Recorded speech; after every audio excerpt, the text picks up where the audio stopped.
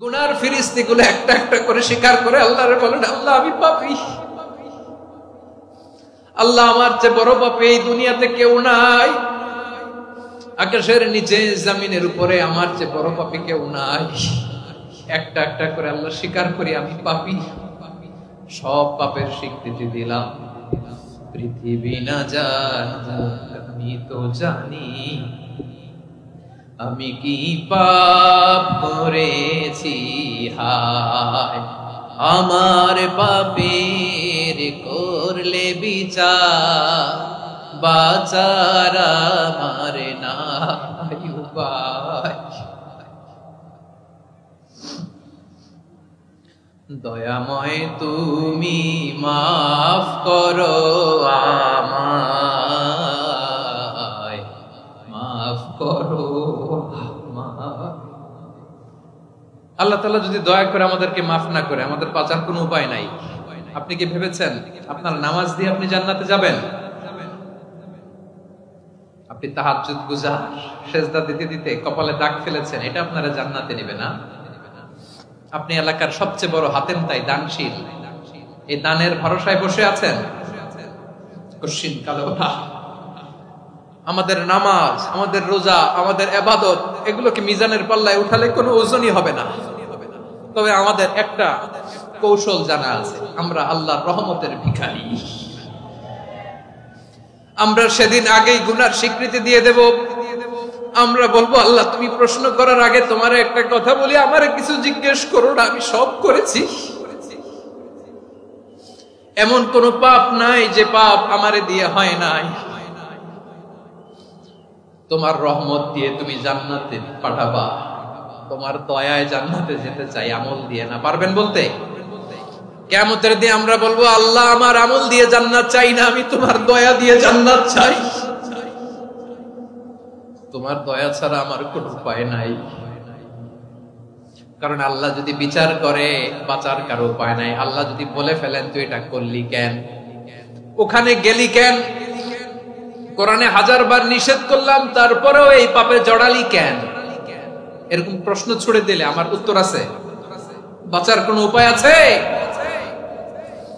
রোজ হাসরে হে আল্লাহ আমার করোনা বিচার, আল্লাহ করোনা বিচার, বিচার চাহি না তব দয়া চাহি, এ গুনাহগার করোনা বিচার। আপনার আমল দিয়ে জান্নাতে যাবেন? কি দিয়ে যাবেন? আল্লাহর দয়া দিয়ে। আল্লাহর রহম আর দয়া ছাড়া কেউ জান্নাতের চেহারাও দেখতে পাবে না। আজকে আমরা যে টপিকটা নিয়ে আলোচনা করব সেটা হচ্ছে, আমরা যে জীবনে বিপদে পড়ি, আমরা বিপদে পড়লে আমাদেরকে উদ্ধার করে কে? আল্লাহ ছাড়া আমাদের বাঁচানোর কেউ আছে? উদ্ধার করার কেউ আছে? রক্ষা করার কেউ আছে? এজন্য বিপদে পড়লে আমরা চাইবো কার কাছে? আমাদের যাই দরকার হোক আমরা ফরিয়াদ করব কার কাছে? নাকি মাজারে যেয়ে চাবেন? মাজারে যেয়ে চাবেন? অনেকে তো মাজারে যেয়ে কপাল ঘষে, আছে না নাই? মাজারে যেয়ে সন্তান চায়, আছে? এই এলাকায় নাই, এলাকার লোকদের আকীদা খালেস আমি জানি। মাজারে যেয়ে কপাল ঘষে আর সন্তান চায়। আচ্ছা, মাজারে গেলে সন্তান পাওয়া যায়? আচ্ছা, মাজারে না গেলে যদি বাচ্চা না হতো, গরু ছাগলের যে বাচ্চা হয় ওরা কোন মাজারে মানত করে বলেন? কথা কি বুঝতেছেন? এই যে প্রতি বছর গরু ছাগল ভেড়া এগুলো যে বাচ্চা দেয়, এরা কোন মাজারে যে মানত করে? এজন্য চাইতে হবে একজনের কাছে, তিনি কে? আমার প্রিয় পটুয়াখালীবাসী, মাজার জিয়ারত করা সুন্নাহ। আমরা মাজার জিয়ারত করব, আল্লাহ ওয়ালাদের কবরে যাব, আমরা সেখানে যে সালাম দিব, দোয়া করব, নিজের জন্য করব, কবরে শুয়ে থাকা মাইয়েতের জন্য করব, পুরো মুসলিম উম্মার জন্য করব। কিন্তু কবরে যিনি শুয়ে আছে ওই বাবার কাছে সন্তান চাওয়া যাবে? চাকরি চাওয়া যাবে? সফলতা চাওয়া যাবে? সফলতা দেয় কে? সবাই বলেন নাই, আওয়াজ করে বলেন, সফলতা দেওয়ার মালিক কে? এক কথাই রব্বুল আলামিন বলেন, ওয়া ইয়ামসাসকাল্লাহু বিদুররিন ফালা কাশিফা লাহু ইল্লা হু ওয়া ইয়ুরিদকা বিখাইরিন ফালা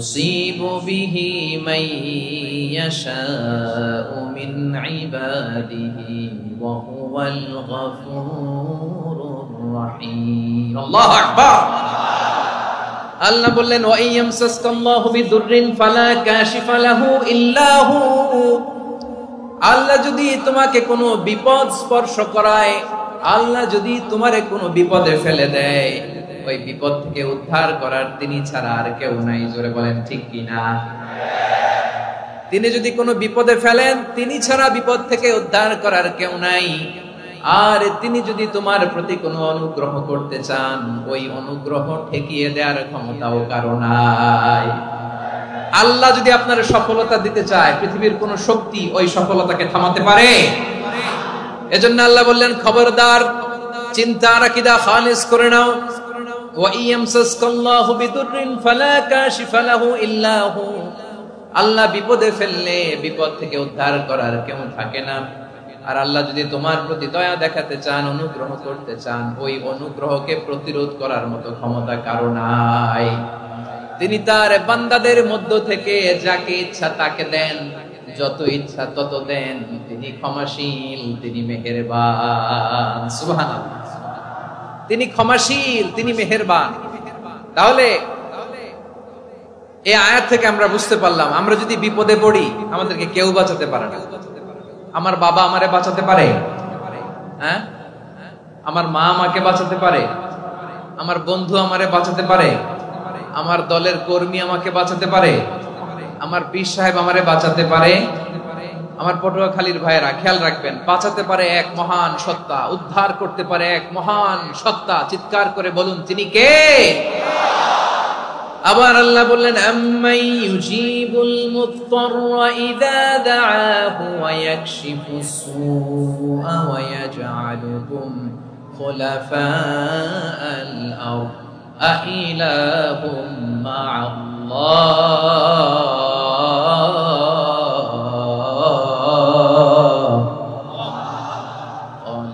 ক্বালিলাম মা তাযাক্কারুন রব্বুল আলামিন বলেন বিপদে পড়ে কাতর কণ্ঠে চিন্তাগ্রস্ত হয়ে যখন কেউ ফরিয়াদি হয়ে আল্লাহর ডাকে হাত তোলে তখন এই ব্যক্তির ডাকে সাড়া দেয় কে সবাই বলুন কাতর কণ্ঠে বিপন্ন অবস্থায় আপনি যখন কেঁদে কেঁদে হাত তুলে আপনার দুঃখের কথা জানান আপনি যখন ডাকেন তারে তখন আপনার ডাকে সাড়া দেয় কে আল্লাহ বলে আমি সাড়া দেই তোমাদের বিপদকে মুক্ত করে দেয় কে ওই আল্লাহর সাথে কোন উপাস্য আছে নাকি কিন্তু খুব অল্প সংখ্যক লোকই তোমরা উপদেশ গ্রহণ করো কথাটা কার তাহলে বিপন্ন মানবতা যখন কাঁদে মানুষ যখন বিপদে পড়ে নিরুপায় হয়ে ফরিয়াদ করে তার ডাক শোনার কেউ নাই একজন ছাড়া চিল্লায় বলেন তো তিনি কে এজন্য আমরা ফরিয়াদের হাত কার দিকে তুলবো প্রিয় পটুয়াখালী বলেন ফরিয়াদের দুটো হাত আমরা কার দিকে তুলবো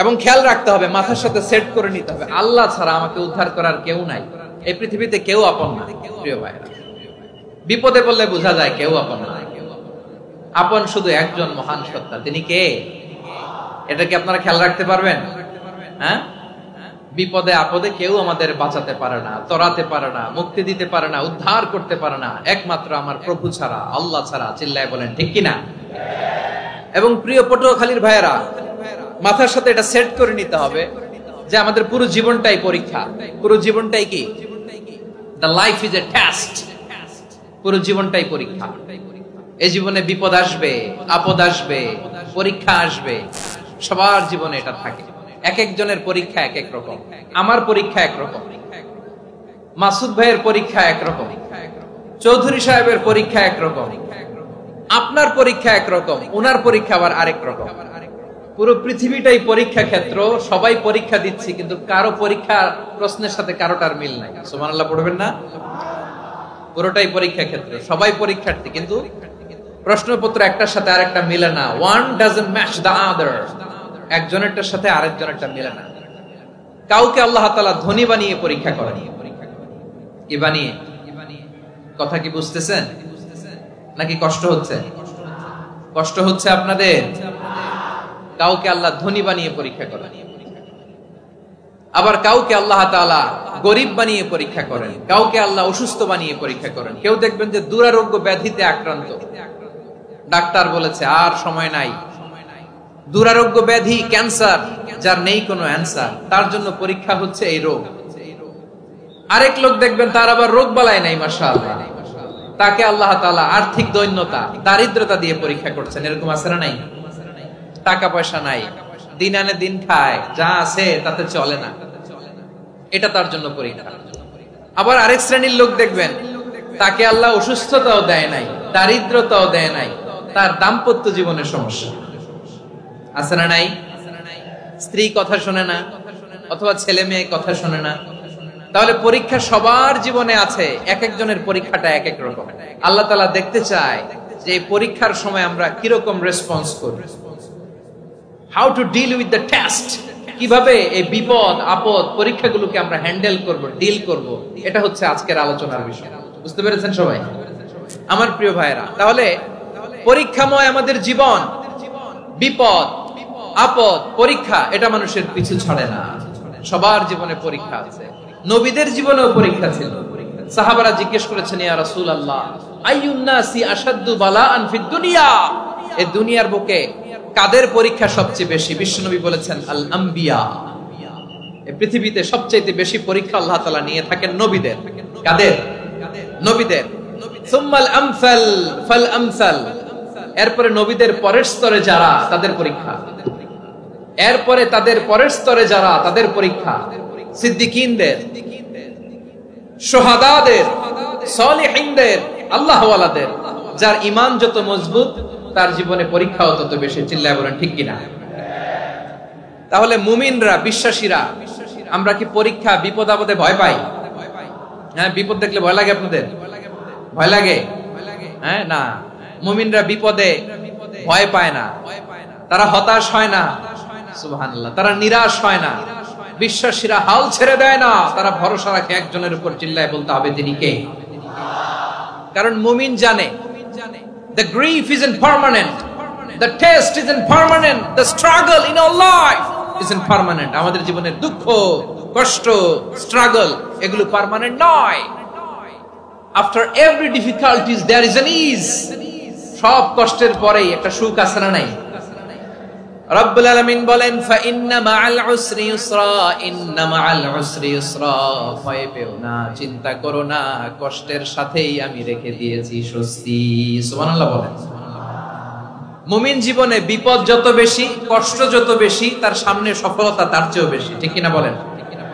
কারণ বিশ্বাসীরা জানে রাত্রি যত গভীর হয়, সুবহে সাদিকের সময় তত আগাতে থাকে। গর্ভবতী নারীর পেটের ব্যথা যত বাড়তে থাকে, ঘরে নতুন মেহমান আগমনের সময় ঘনাতে থাকে। মুমিনদের উপর বিপদ, অত্যাচার, আপদ, পরীক্ষা যত বাড়তে থাকে, কালেমার পতাকা উড্ডয়নের সময় কাছে আসতে থাকে। বিশ্বাসীদের এগুলো হিসাব মিলানো অনেক আগে, এগুলো অনেক আগে হিসাব মিলানো। দুঃখের আধার শেষে সুখের আলো মিটি মিটি হাসে। চিল্লায় বলেন ঠিক কিনা? দুঃখের আধার শেষে আলোর প্রভাত হাসে, হতাশার কালো মেঘে যায় গো ভেসে, হতাশার কালো মেঘে যায় গো ভেসে। দুঃখের আধার শেষে আলোর প্রভাত হাসে, হতাশার কালো মেঘে যায় গো ভেসে, হতাশার কালো মেঘে যায় গো ভেসে। কোরআনের পাতায় পাতায় দেখো, ঈমানের পথ ঢাকা ব্যথার কাটায়। কোরআনের পাতায় পাতায় দেখো, ঈমানের পথ ঢাকা ব্যথার কাটায়। ভেঙে পড়ো না কভু হতাশ হয়ে, ভেঙে পড়ো না কভু হতাশ হয়ে, জ্বলে পুড়ে খাঁটি সোনা হও গো শেষে, জ্বলে পুড়ে খাঁটি সোনা হও গো শেষে। দুঃখের আধার শেষে আলোর প্রভাত হাসে, হতাশার কালো মেঘে যাই গো ভেসে, হতাশার কালো মেঘে যাই গো ভেসে। ঠিক কিনা বলেন? দুঃখ যত বেশি, পরীক্ষা যত বেশি, কষ্ট যত বেশি, সুখের সময় তত কাছাকাছি চিল্লায় বলতে হবে ঠিক কিনা। এজন্য মুমিন জীবনে পরীক্ষা বেশি, মুমিনদের হতাশা নাই। মুমিনরা নিরাশ হয় না, হতাশ হয় কাফিররা। মুমিনরা কখনো হাল ছেড়ে দেয় না, মুমিনরা ভরসা রাখে একজনের উপর, তিনি কে? তাহলে আমার প্রিয় পটুয়াখালীবাসী, বিপদ থাকবে, পরীক্ষা থাকবে, এই বিপদ থেকে আমাদেরকে উদ্ধার করবেন একজন, তিনি কে? আমরা শুধু আল্লাহর উপরই ভরসা রাখবো। রাজি আছেন তো? চাইবো একজন সত্তার কাছে, আওয়াজ করে বলুন তিনি কে?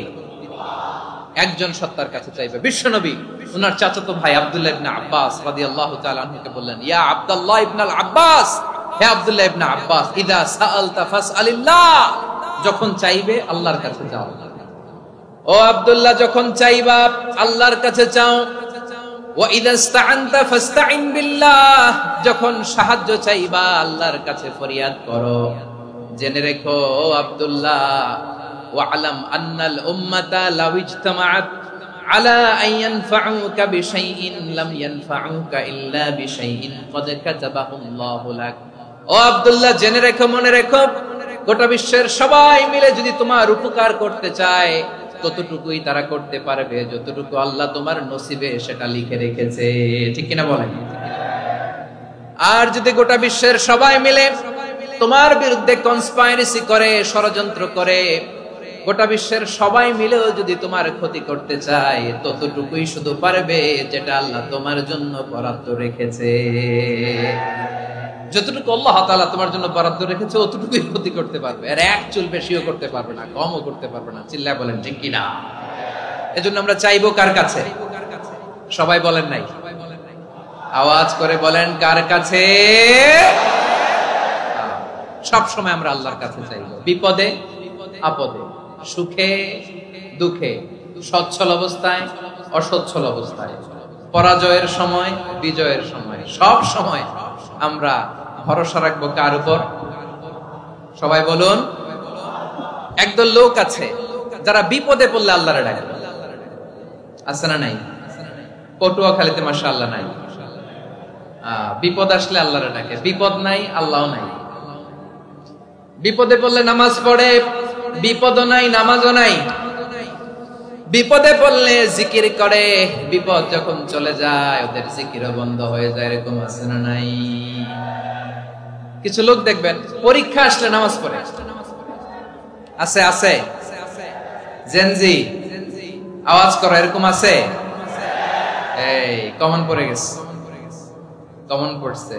দেখবেন পরীক্ষার সময় নামাজ পড়ে, পরীক্ষাও নাই নামাজও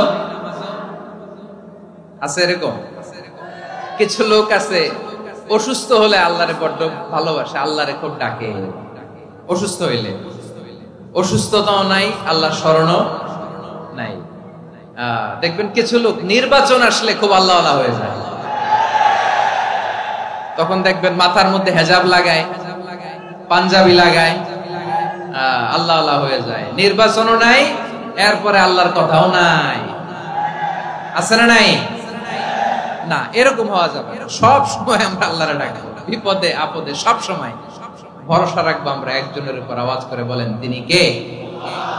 এ কথাই আল্লাহ তাআলা আমাদের চোখে আঙ্গুল দিয়ে জানিয়ে দিলেন, ফাইদা রাকিবু ফিল ফুলকি দা'আবুল্লাহ মুখলিসিনা লাহুদ্দিন ফালাম্মা নাজ্জাহুম ইলাল বাররি ইযা হুম ইউশরিকুন।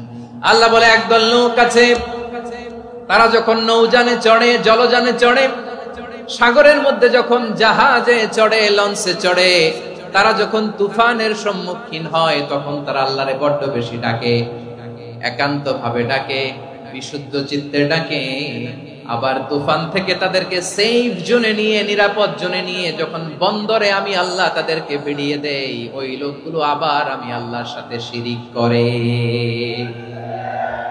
এরকম আছে না নাই? জাহাজে উঠছে, সাগরের মাঝখানে তুফান, ওই সময় দেখবেন আল্লাহ কারে কয়? এই কথা তো আপনাদেরকে বোঝানো সহজ, আপনারা তো নদীর দেশের মানুষ। লঞ্চে চড়েন নাই কারা কারা দেখি? লঞ্চে চড়ছেন? হ্যাঁ, লঞ্চে চড়ে নাই এরকম একজনও নাই এখানে। আচ্ছা, লঞ্চে উঠছেন কে কে দেখি? মাশাআল্লাহ মাশাআল্লাহ মাশাআল্লাহ, ঠিক আছে, আপনাদের বোঝানো সহজ। আচ্ছা, লঞ্চে উঠে তুফানের সম্মুখীন হয়েছেন, জলোচ্ছ্বাস সবাই? মাশাআল্লাহ। তো এই ওয়াজ তো আপনাদের মুখস্থ, ঠিক কিনা বলেন? আমার বলার দরকার নাই, বলেন। মাঝ নদী, তুফান, জলোচ্ছ্বাস, জলের মধ্যে উচ্ছ্বাস, ঢেউ, টর্নেডো, সাইক্লোন, মেঘের ঘনঘটা, পরিবেশ ঘুটঘুটে অন্ধকার, লঞ্চ একবার এদিকে আরেকবার ওইদিকে, ভিতরে কি অবস্থা হয় বলেন তো? হ্যাঁ, তখন মুসলিম আল্লাহর ডাকে, হিন্দু আল্লাহর ডাকে, ঠিক কিনা বলেন? আস্তিক আল্লাহর ডাকে, নাস্তিক আল্লাহর ডাকে, ঠিক কিনা? লঞ্চের ভেতর, স্টিমারের ভেতর কান্নারে রোল পড়ে যায়, চিৎকারের রোল পড়ে যায়, সবার মুখ দিয়ে শুধু একটা আওয়াজ, লা ইলাহা লা ইলাহা লা ইলাহা সুবহানাল্লাহ আলহামদুলিল্লাহ লা ইলাহা। আল্লাহ নামের জিকির করবে যারা, আল্লাহর কাছে প্রিয় তারা, আল্লাহর কাছে প্রিয় যারা, জান্নাতে প্রবেশ করবে তারা, জোরে লা ইলাহা লা ইলাহা ইল্লাল্লাহ লা ইলাহা ইল্লাল্লাহ মুহাম্মাদুর রাসূলুল্লাহ সাল্লাল্লাহু আলাইহি ওয়াসাল্লাম। আমার প্রিয় পটুয়াখালীবাসী, তাহলে লঞ্চের ভেতরে যখন আমরা তুফানের মধ্যে পড়ি, তখন সবাই মিলে আমরা একটা নামের জিকির করি। নামটা কার? মুসলমানেরাও ডাকে, হিন্দুরাও ডাকে, আস্তিকও ডাকে, নাস্তিকও ডাকে, সবাই ডাকে একজনকে। তিনি কে? আবার দেখবেন ওই আল্লাহ তুফানের পরে, ঝড়ের পরে ওই লঞ্চটাকে যখন সদর ঘাটে ফিরিয়ে দেয়, আবার আমরা নাফরমানি শুরু করে দেই। সে কোথায় আল্লাহ বললেন, ফাইদা রাকিবু ফিল ফুলকি দা'আউল্লাহ মুখলিসিনা লাহুদ্দিন ফালাম্মা নাজ্জাহুম ইলাল বাররি ইযা হুম ইউশরিকুন। সাগরে যখন তুফানে পড়ে আমি আল্লাহর ডাকে, আবার আমি আল্লাহ যখন বাঁচিয়ে দেই, আবার আমি আল্লাহর সাথে শিরিক শুরু করে। আমরা কি এরকম হতে চাই নাকি? এরকম করবেন? হ্যাঁ না, আমরা তুফানে পড়লেও আল্লাহরে ডাকি, আবার বাঁচায় দেওয়ার পরেও ডাকি কারে? আল্লাহকেই ডাকি। বিমানের মধ্যে মাঝে মাঝে দেখবেন যে এয়ার টার্বুলেন্স হয়, জানেন? এয়ার টার্বুলেন্স জানেন তো? মাঝে মাঝে বিমানটা বাউন্সিং করে, বাম্পি, ভেরি বাম্পি ওয়েদার। শুনেন নাই? 40,000 ফিট উপরে যখন থাকে, তখন পাইলট মাঝে মাঝে বলে, dear passengers, ladies and gentleman, right now we are flying 40,000 feet above the ground and we are passing very heavy air turbulence right now. Please fasten your seat belt. দেখবেন মাঝে মাঝে বলে যে, ভদ্র মহিলা, ভদ্র মহোদয়গণ, আমরা 40,000 ফিট উপর দিয়ে যাচ্ছি আর এয়ার টার্বুলেন্স ফেস করছি, মেহেরবানি করে আল্লাহর হস্তে সিট বেল্ট বাঁধুন। তখন বিমানটা এরকম বাউন্সিং করে, শেকিং করে। আপনারা মুখোমুখি হয়েছেন? ইদানিং এই এয়ার টার্বুলেন্স বেড়ে গিয়েছে। গত বছর আমার ইন্টারন্যাশনাল অনেকগুলো ফ্লাইট ছিল, তো আমি দেখলাম যে আগের ফ্লাইটগুলোর তুলনায় এখন এয়ার টার্বুলেন্স খুব বেশি। আমি একটু রিসার্চ করে দেখলাম, ক্লাইমেট চেঞ্জের কারণে, জলবায়ু পরিবর্তনের কারণে আকাশের বাতাসের মুভমেন্টে পরিবর্তন হয়েছে, ফলে এখন বিমান শেকিং করে বেশি, বাউন্সিং, বাম্পি ওয়েদার। তো বলেন তো, 40,000 ফিট উপরে যখন আপনি, কয় হাজার ফিট? সবাই বলুন, কয় হাজার ফিট? 40,000 ফিট উপরে যখন আপনি, তখন যখন বিমানটা এরকম বাউন্সিং করে, সবাই যখন ভমিটিং করে বিমান নষ্ট করে দেয়, বমি করে, তখন বাঁচানোর কে আছে আল্লাহ ছাড়া? কেউ আছে? ওই মুহূর্তেও সবাই মিলে একজনের ডাকে আওয়াজ করে বলেন তিনি কে? মাঝে মাঝে কিছু সোশ্যাল মিডিয়ায় কিছু ভিডিও পাওয়া যায় যে হেভি যখন এয়ার টার্বুলেন্স হয় 10 সেকেন্ড 15 সেকেন্ডের কিছু ভিডিও পাওয়া যায়, বিমানটা এরকম বাউন্সিং করছে, বাম্পি ওয়েদার, কাঁপছে, মানুষগুলো বমি করছে, অক্সিজেন মাস্কগুলো সব ঝুলে পড়েছে, বিমানটা শুধু কাঁপছে। তখন দেখবেন বিমানের ভেতরেও এরকম লঞ্চের মতো চিৎকার আছে না নাই? বিমানের ভেতরেও তখন চিৎকার। গত বছর হিথ্রো এয়ারপোর্ট থেকে সিঙ্গাপুর এয়ারলাইন্সের একটা ফ্লাইট হিথ্রো টু চাঙ্গি একটা ফ্লাইটে এমন বেশি এয়ার টার্বুলেন্সের শিকার হয়েছিল ওই এয়ারক্রাফটটা, 33 জন যাত্রী সেখানে আহত হয়েছে, একজন যাত্রী নিহত হয়েছে। কেবিন ক্রুজ, এয়ার হোস্টেস যারা আছে, একজনের নাক ফেটে, চোখ ফেটে, কপাল ফেটে, ব্লিডিং হয়ে শয়লা। প্রিয় ভাইরা, ওই 40,000 ফিট উপরে বিমানটা যখন কাঁপবে তখন আমাদেরকে আল্লাহ ছাড়া আর কেউ বাঁচানোর আছে? এত আস্তে বললে হবে? ওই কঠিন মুহূর্তে আমার বাবা আমারে বাঁচাতে পারে, আমার বন্ধু আমারে বাঁচাতে পারে। এই গ্রাউন্ডে, জমিনের বুকে আমার প্রোটোকল, আমার ক্ষমতা, আমার দাম্ভিকতা কোনো কিছু আমারে বাঁচাতে পারে? একজন ছাড়া। চিল্লায় বলতে হবে তিনি কে? সে আল্লাহ বললেন, গোলাম আমি বিপদের সময় ঠিকই তোমাদের বাঁচিয়ে নেই। ওই বিমানের ভেতরে 40,000 ফিট উপরে যখন তোমরা এয়ার টার্বুলেন্সের শিকার হও, তখন নাস্তিকও আল্লাহরে ডাকে, হিন্দু আল্লাহরে ডাকে। জোরে বলেন ঠিক কিনা? আবার বিমানটা যখন শান্ত হয়ে যায়, একটু পরেই বিমানের স্ক্রিনের মধ্যে হিন্দি সিনেমা খোঁজে। বিমানের স্ক্রিনে কিন্তু বিশাল ওখানে আফলাম ফিল্মের একেবারে বোঝাই করা। বিমানটা শান্ত হলে আবার হিন্দি সিনেমা দেখা শুরু করে। একটু আগে ডাকছিল কারে? দেখবেন বাংলাদেশে আমাদের ক্রিকেটাররা যখন অন্য কোনো দেশের সাথে খেলে, অনেক সময় এমন হয় বল বাকি একটা, রান দরকার 6টা। বল বাকি কয়টা? পটুয়াখালী বোঝে নাই বোধহয়। বল বাকি কয়টা? রান দরকার। আপনি দেখবেন ক্যামেরাম্যান তখন গ্যালারিতে খালি দেখায় দর্শকদের যে কি অস্থিরতা। হিপ হপ স্টাইলের মেয়েটা, যে মেয়েটার ওড়না এতক্ষণ ছিল গলায়, এতক্ষণ কই ছিল, ওই মেয়েটা দেখবেন ওড়নাটা টেনে মাথায় দিয়ে এরকম মুনাজাত ধরতেছে, আল্লাহ আল্লাহ, একটা সক্কা, আল্লাহ আল্লাহ, আমার লাল সবুজের পতাকারে তুমি অপমানিত কইরো না আল্লাহ, ইন্ডিয়ার সাথে আমাদের খেলা আল্লাহ আল্লাহ, একটা সক্কা, একটা। পুরো খেলা জুড়ে এই মেয়ের ওড়না ছিল গলায়, কিন্তু যখন 1 বলে 6 রান দরকার, ওড়না চলে আসছে কোথায়? মাথায়। আবার মুনাজাত আছে না নাই? ঠিকই বাংলাদেশের দামাল ছেলে এমন এক শট মারলো, বল চলে গেল স্টেডিয়ামের বাইরে, ছক্কা, জিতে গেলাম আমরা। পুরো স্টেডিয়াম জুড়ে চিৎকার, হই হুল্লোড়, মौज মাস্তি। যেই মেয়েটা মাথার মধ্যে ওড়না দিয়ে এতক্ষণ সুবহানাল্লাহ সুবহানাল্লাহ বলে আল্লাহর কাছে দোয়া করেছে, ওই মেয়ে এখন আবার ওড়না ফেলে দিয়ে নাচা শুরু করে দিয়েছে। তাহলে আল্লাহর ভয়, আল্লাহর প্রতি আস্থা, বিশ্বাস, ভালোবাসা, এটা কি ক্ষণিকের জন্য? মানে আমার যখন লাগবে তখন আল্লাহর ইউজ করবো নাকি? হ্যাঁ, বিপদে আপদে, সুখের সময় দুঃখের সময়, সচ্ছল অসচ্ছল অবস্থায় বিশ্বাসীরা ভরসা রাখে একজনের উপর। চিৎকার করে বলো, পটুয়াখালী তিনি কে?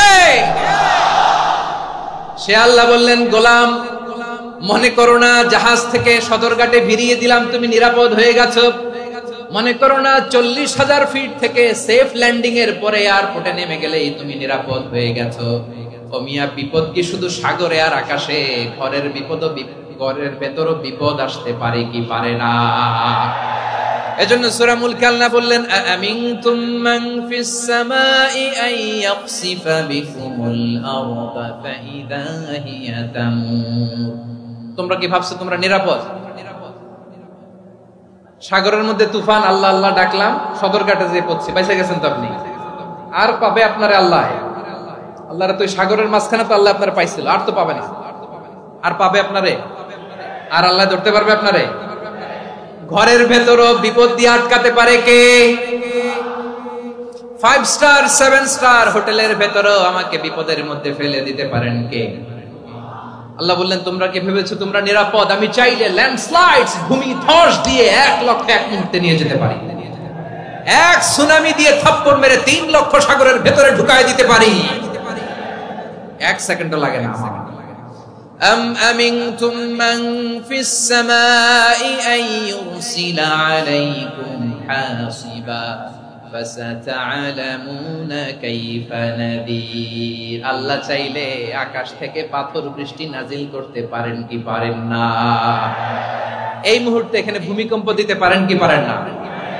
আচ্ছা, ভূমিকম্প যখন হয় আমাদের কারো হুঁশ থাকে? আপনি মনে করছেন আমরা সাধারণ মানুষ, আমরা দৌড় দেই, আর প্রেসিডেন্ট প্রধানমন্ত্রী ওনারা বুঝি খাটে শুয়ে থাকে? কথা বুঝে নাই বোধহয়। ভূমিকম্প, আর্থকোয়েক যদি হয়, বাঁচার জন্য আমরা কি করি? হয় খাটের তলায়, ডাইনিং টেবিলের নিচে, উপরে শক্ত কিছু আছে এটার নিচে, অথবা ঘর থুইয়া দেও দৌড়। তো প্রধানমন্ত্রী উনি কি করে? প্রেসিডেন্ট উনি কি করে? হ্যাঁ, উনি খাটের মধ্যে যে শুয়ে থাকে নাকি? উনিও দৌড়, সাধারণ মানুষও দৌড়, প্রধানমন্ত্রীও দৌড়, বাড়িওয়ালাও দৌড়, ভাড়াটিয়াও দৌড়, সবাই দৌড়। নাকি ভাড়াটিয়ারা বাড়ি থুইয়া দৌড়, বাড়িওয়ালারা আর বেরোয় না? এরকম? তাহলে যে কোনো মুহূর্তে ভূমিকম্প দিয়ে নাস্তানাবুদ করতে পারে কে? আমার প্রিয় ভাইয়েরা, আমরা নিরাপদ নই, আমরা তার দয়ায় বেঁচে আছি। কার দয়ায়? এজন্য আল্লাহ বললেন, গোলাম যে কোনো মুহূর্তে বিপদ দিয়ে তোমাদেরকে নাস্তানাবুদ করতে পারি। বিশ্বাসী বলে যদি নিজেকে দাবি করো, সব সময় ডাকতে হবে একজন সত্তাকে। বলেন তিনি কে? এই কথা ক্লিয়ার? এই সবগুলো উদাহরণ শেষে সবার কাছে ক্লিয়ার হয়েছে না যে বিপদ থেকে, আপদ থেকে, পরীক্ষা থেকে, ক্যালামিটি থেকে আমাদেরকে কেউ বাঁচাতে পারে না একজন সত্তা ছাড়া। আবারও বলেন তো তিনি কে? ক্লিয়ার?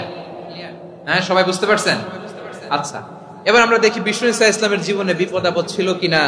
উনি বিপদ আসলে কিভাবে ডিল করতেন, বিপদ আসলে কোন দোয়া পড়তে হয়, কিভাবে ফরিয়াদের হাত উত্তোলন করতে হয়, কিভাবে রবের দরবারে নতজানু হয়ে ফরিয়াদ করতে হয়, এটা জানার দরকার আছে না নাই? আসুন আমরা বিষ্ণুনবীর জীবনী থেকে দেখি বিপদ আসলে উনি কি করতেন। বিপদ আসলেই প্রথমে বিষ্ণু ঈসা ইসলাম একটা দোয়া পড়তেন। কি পড়তেন?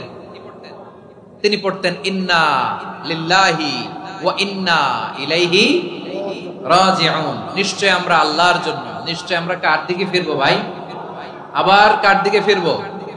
আওয়াজ করে বলুন তো, আমরা এসেছি কার কাছ থেকে, আবারও ফিরে যাব কার কাছে? এজন্য বিষ্ণুই পড়ছেন ইন্না লিল্লাহি ওয়া ইন্না ইলাইহি রাজিউন। নিশ্চয় আল্লাহর জন্য, ওই আল্লাহর দিকেই আমরা ফিরে যাব। তারপরে বিষ্ণুই পড়তেন আল্লাহুম্মা আজুরনি ফি মুসিবাতি ওয়াখলুফ লি খায়রাম মিনহা।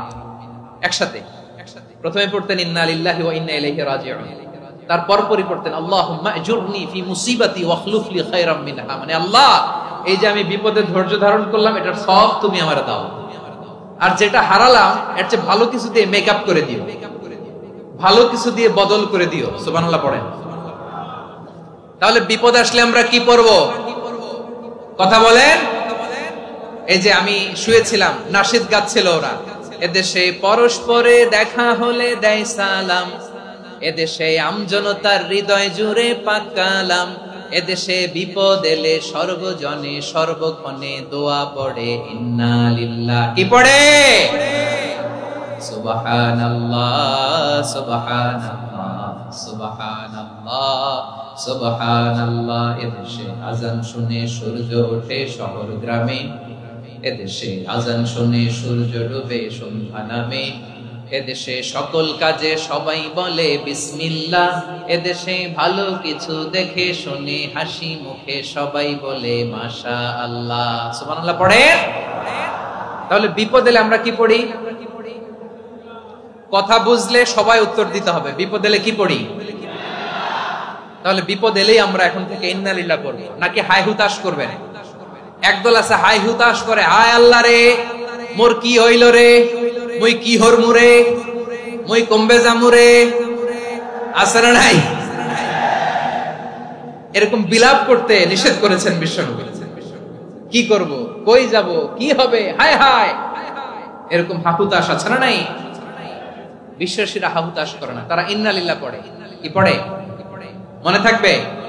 আমরা পড়বো ইন্না লিল্লাহি ওয়া ইন্না ইলাইহি রাজিউন। নিশ্চয়ই আমরা আল্লাহর জন্য, আমরা আল্লাহর দিকেই ফিরে যাব।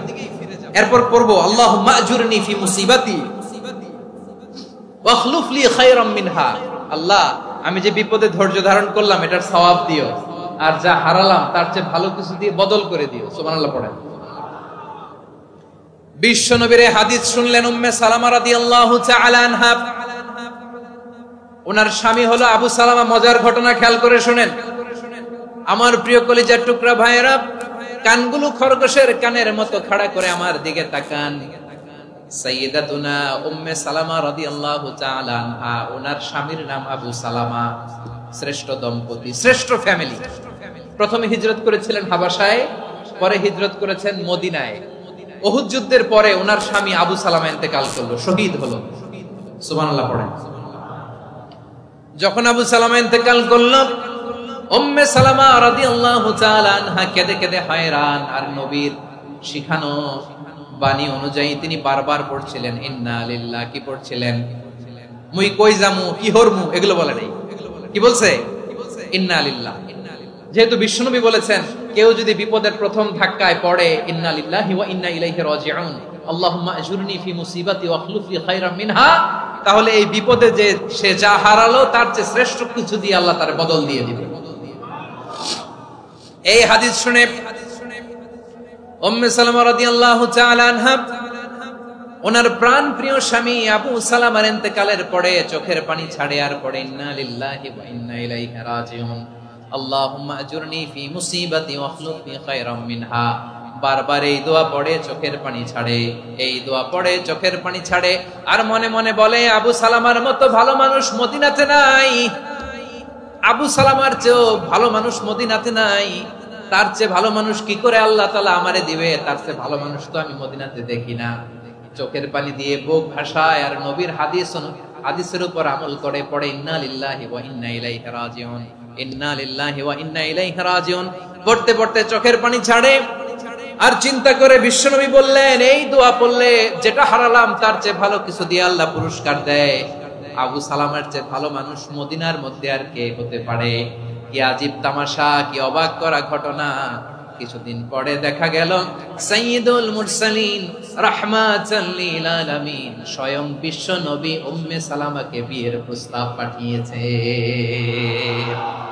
স্বয়ং বিশ্ব নবী উম্মে সালামা রাদিয়াল্লাহু তাআলা আনহাকে বিয়ের প্রস্তাব পাঠিয়েছেন। উনি রাজি হয়ে গেলেন, বিয়ে হয়ে গেল, উনি হয়ে গেলেন উম্মুল মুমিনিন, আমাদের মা, পুরো মুসলিম উম্মার মা। চিৎকার করে বলেন আল্লাহু আকবার। তাহলে আমার প্রাণপ্রিয় ভাইয়েরা, বিপদে পড়লে আমরা পড়বো ইন্না লিল্লাহি ওয়া ইন্না ইলাইহি রাজিউন, আল্লাহুম্মা আজুরনি ফি মুসিবাতি ওয়াখলুফ লি খায়রাম মিনহা। পড়বেন? পড়বেন না? যারা যারা বিপদ আসলে এই দোয়াটা পড়বেন এখন থেকে আওয়াজ করে ইনশাআল্লাহ বলেন। যা হারাইছেন তার চেয়ে শ্রেষ্ঠ জিনিস দিয়ে বদলা দিবে কে? বিশ্বাস হয়? একটু সন্দেহ লাগে মনে হয়, একটু সন্দেহ আছে? যাদের বিশ্বাস হবে তাদের কি আল্লাহ উত্তম বদলা দিবে, ঠিক কিনা বলেন? তাহলে বিপদে পড়লেই প্রথমে আমরা এটা পড়ব। দোয়াগুলো যদি এখন মুখস্থ না হয়, এই যে রেকর্ডিং হচ্ছে পেয়ে যাবেন, কালকেই পেয়ে যাবেন। শুনে শুনে মুখস্থ করবেন। আমার মায়েরা, আমার বোনেরা, আপনাদের জন্য 3টি মাঠের অ্যারেঞ্জমেন্ট করা হয়েছে, আমি জানি। আপনারাও এই দোয়াগুলো পড়বেন, আপনার স্বামীকে শেখাবেন, সন্তানকে শেখাবেন, আপনার পুরো পরিবারটাকে জান্নাতের টুকরো বানিয়ে দিবে কে? তাহলে বিপদ আসলে প্রথমে কি পড়তে হবে এটা জেনে গেলাম। এরপরে বিপদ আসলে নিজেকে কি করে আল্লাহর কাছে সঁপে দিতে হয় এটাও জানার দরকার আছে না নাই? বিপদে প্রথমে ইন্না লিল্লাহ পড়লাম, ধৈর্য ধারণ করলাম, বিপদ থেকে উদ্ধারের সর্বোচ্চ চেষ্টা করলাম। আমার কাজ যখন শেষ তখন আমি আমার এই বিষয়টা আল্লাহর কাছে সঁপে দিই।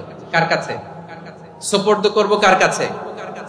বিপদে বললে কেমন করে নিজেকে আল্লাহর কাছে সঁপে দিতে হয় আসুন সাইয়েদনা ইব্রাহিম আলাইহিস সালামের জীবনী থেকে জানি।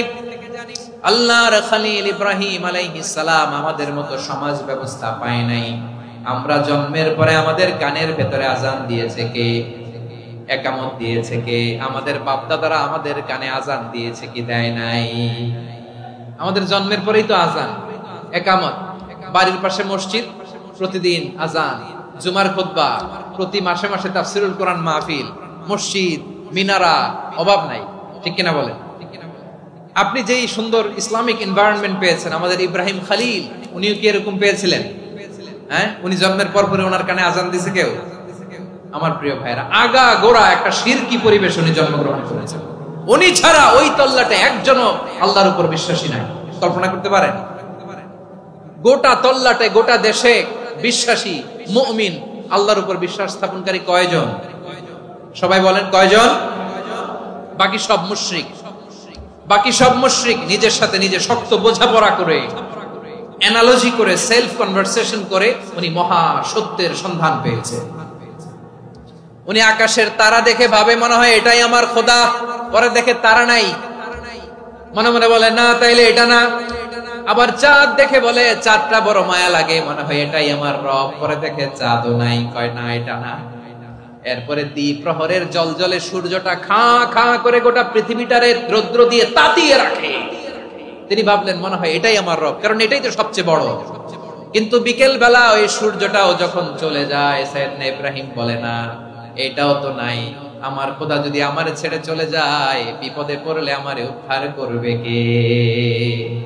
এভাবে নিজের সাথে অ্যানালজি, সেলফ কনভারসেশন করতে করতে করতে তিনি মহা সত্যের সন্ধান পেয়েছেন। সুবহানাল্লাহ পড়েন।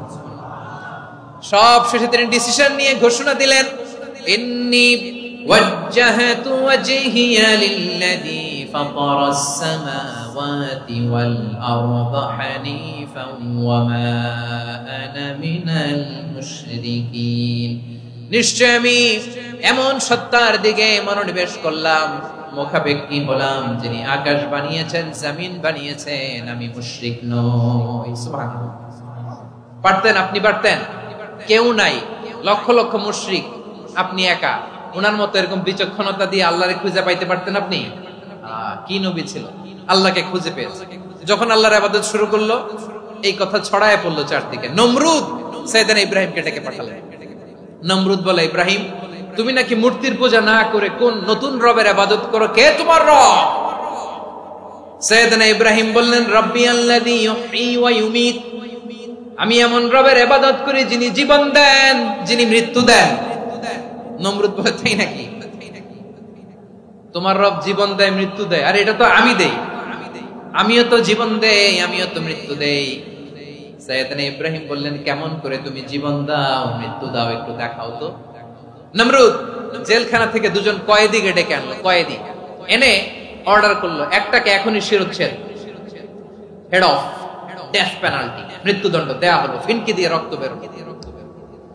নমরুদ বলে, দেখো দুজনকে ধরে আনলাম, একজন কয়েদিকে দিলাম ডেথ পেনাল্টি, মৃত্যুদণ্ড, ওরে মৃত্যু দিলাম। আরেকজন যে দাঁড়িয়ে আছে, চাইলে ওরেও আমি মৃত্যুদণ্ড দিতে পারি, কিন্তু না, ওরে আমি দিব না, ওরে আমি বাঁচাইয়া দিলাম, ছেড়ে দিলাম, মানে জীবন দিলাম। দেখো ইব্রাহিম, তোমার চোখের সামনে একজন যে মৃত্যু দিলাম, আরেকজন যে জীবন দিলাম। আপাত দৃষ্টিতে তাই তো, একজন রে তো জীবন দিল, আরেকজন রে মৃত্যু দিল। সাইয়েদনা ইব্রাহিম এবার বিপাকে পড়ে গেলেন। কিন্তু এক একজন নবীকে আল্লাহ এমন উইজডম, বিচক্ষণতা দিয়ে এই জমিনে পাঠিয়েছেন। মুহূর্তের মধ্যে আল্লাহর খলিল ইব্রাহিম বললেন, ফাইন্নাল্লাহা ইয়াতি বিশ-শামসি মিনাল মাশরিকি ফাতি বিহা মিনাল মাগরিব ফাবুহিতাল্লাযী কাফার। আল্লাহর খলিল ইব্রাহিম বললেন, নমরুদ বুঝলাম তুমি জীবন দাও, মৃত্যু দাও, দেখলাম, কিন্তু আমার রব, আমার আল্লাহ প্রতিদিন সকালবেলা উষা লগ্নে ওই পূর্ব দিগন্ত থেকে সূর্যটাকে উদিত করেন, সাঁঝের বেলা, বিকেল বেলা, কুথুরি লগ্নে, সন্ধ্যা বেলা ওই দ্বিপ্রহরের জল জলে সূর্যটাকে পশ্চিম দিগন্তে ডুবিয়ে দেন। মানে সকালবেলা পূর্ব দিক থেকে উদিত করা সূর্যটাকে পশ্চিম দিকে বিকেলে তিনি ডুবিয়ে দেন। তুমি যদি পারো ওই সূর্যটাকে পশ্চিম দিক থেকে উদিত করে পূর্ব দিকে ডুবিয়ে দাও। সুবহানাল্লাহ পড়বেন না? দেখেন, ইনস্ট্যান্ট ইন্টেলেক্ট, মুহূর্তে বিচক্ষণতা, উইজডম কাকে বলে? নমরুদ পারবে? নমরুদের বাপ পারবে? ওর দাদা, ওর 14 গোষ্ঠী, গোটা বিশ্বের সব ক্ষমতাধর রাষ্ট্রনায়করা একসাথে হলে পারবে? ফাবুহিতাল্লাযী কাফার পারে নাই, ব্যর্থ হয়েছে। এবার তেলে বেগুনে জ্বলে উঠেছে, রেগে মেগে আগুন বলে ফালকুহু ফিল জাহিম। ওর সাথে তর্ক নাই, না পেরে এবার এটারে আগুনে ফেলা। বিশাল বিশাল গাছ কেটে লাকড়ি এনে আগুনের কুণ্ডলি বানানো হলো, দাও দাও দাও দাও করে আগুন জ্বলে। আল্লাহর খলিল ইব্রাহিমকে আগুনে নিক্ষেপ করা হবে। আল্লাহর খলিল সাইয়েদনা ইব্রাহিমের হাতের মধ্যে রশি দিয়ে টাইট করে বাঁধা হলো, পায়ের মধ্যেও টাইট করে রশি দিয়ে বাঁধা হলো। আল্লাহর খলিল ইব্রাহিমকে আগুনের কুণ্ডলির মধ্যে ফেলা হবে। ও মিয়া, আপনি যে বিপদের কারণে ভয় পান, হতাশ হন, এটা কোনো বিপদ ওনার বিপদের সামনে? পটুয়াখালী আওয়াজ করে বলুন, সাইয়েদনা খলিল ইব্রাহিমের বিপদের সামনে আমাদের বিপদগুলো কোনো বিপদ? এটা কোনো বিপদই না, এটা কোনো বিপদই না। হাত পা বেঁধে টাইট করে নিক্ষেপ করা হবে, সিম্পলি ফেলা যাবে না, কারণ দাও দাও করে দ্য ব্লেজিং ফায়ার, এমন আগুনের কুণ্ডলি কাছে যাওয়া যায় না, আগুনের উত্তাপে নিক্ষেপ করা হবে। হাতে রশি বেঁধে পায়ে রশি বেঁধে আল্লাহর খলিল ইব্রাহিম আলাইহিস সালামকে আগুনের মধ্যে নিক্ষেপ করা হবে। এটার বলে অগ্নি পরীক্ষা। উনি অগ্নি পরীক্ষার সম্মুখীন হয়েছে, এজন্য কঠিন পরীক্ষাকে আমরা অগ্নি পরীক্ষার সাথে তুলনা করি, ঠিক কিনা? সাইয়েদনা জিবরাইল এসে বললেন, ও আল্লাহর খলিল, ওরা তো আপনার হাতও বেঁধে ফেললো, পাও বেঁধে ফেললো, নড়াচড়ার সুযোগ নাই, বলেন আমি জিবরিল ফেরেশতা আপনার জন্য কি করতে পারি? আল্লাহর খলিল ইব্রাহিম বলেন, ও জিবরাইল, তোমার কাছে আমার কোনো চাওয়া পাওয়া নাই। সুবহানাল্লাহ বলেন। তোমার কাছে বলার কিছু নাই, তোমার সাহায্যের আমার দরকার নাই। সাইয়েদনা ইব্রাহিম আলাইহিস সালামকে হাতে পায়ে রশি বেঁধে হাত পা বাঁধা অবস্থায় জ্বলন্ত অগ্নিকুণ্ডে যখন নমরুদের দলবল নিক্ষেপ করবে, আল্লাহর খলিল কিভাবে নিজেকে আল্লাহর কাছে সঁপে দিয়েছেন, পটুয়াখালীর ভাইরা খেয়াল করে শুনুন। হাত পা বেঁধে আল্লাহর খলিলকে যখন নিক্ষেপ করা হবে, তিনি মুখ ফুটে বলে ফেললেন, হাসবুনাল্লাহু ওয়া নি'মাল ওয়াকিল।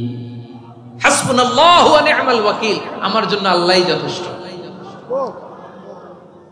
আমার জন্য আল্লাহই যথেষ্ট। তিনি আমার সবচেয়ে বড় গার্ডিয়ান, তিনি আমার সবচেয়ে বড় অভিভাবক।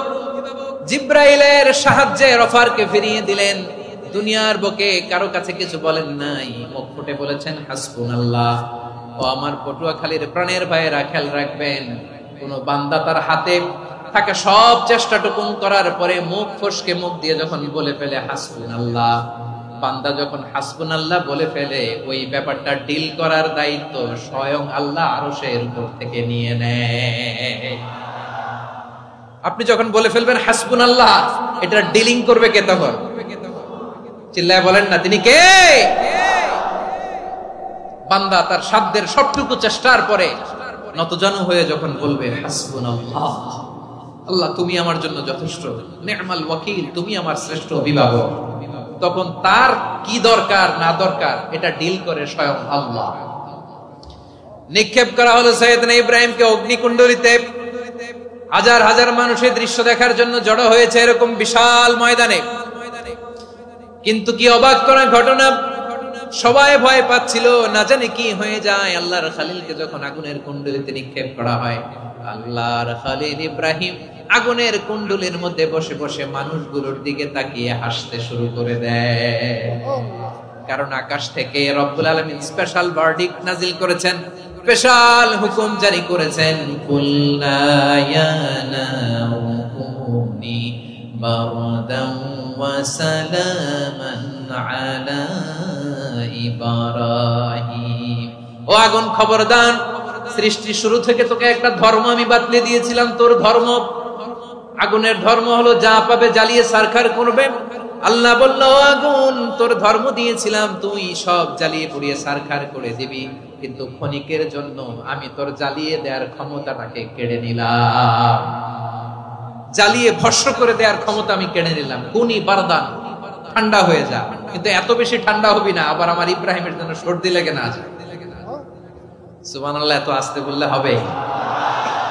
কুনি বারদান, বারদ মানে বরফ, ঠান্ডা, ঠান্ডা হ, কিন্তু এত ঠান্ডা হবি না যাতে আমার ইব্রাহিমের কষ্ট হয়। আগুন বলে, আল্লাহ একবার বললাম ঠান্ডা হ, আবার বরফ, এত ঠান্ডা হবি না যাতে খলিলের সর্দি না লাগে। কেমন ঠান্ডা হব, কেমন এনভায়রনমেন্ট তৈরি করে দেব বলো?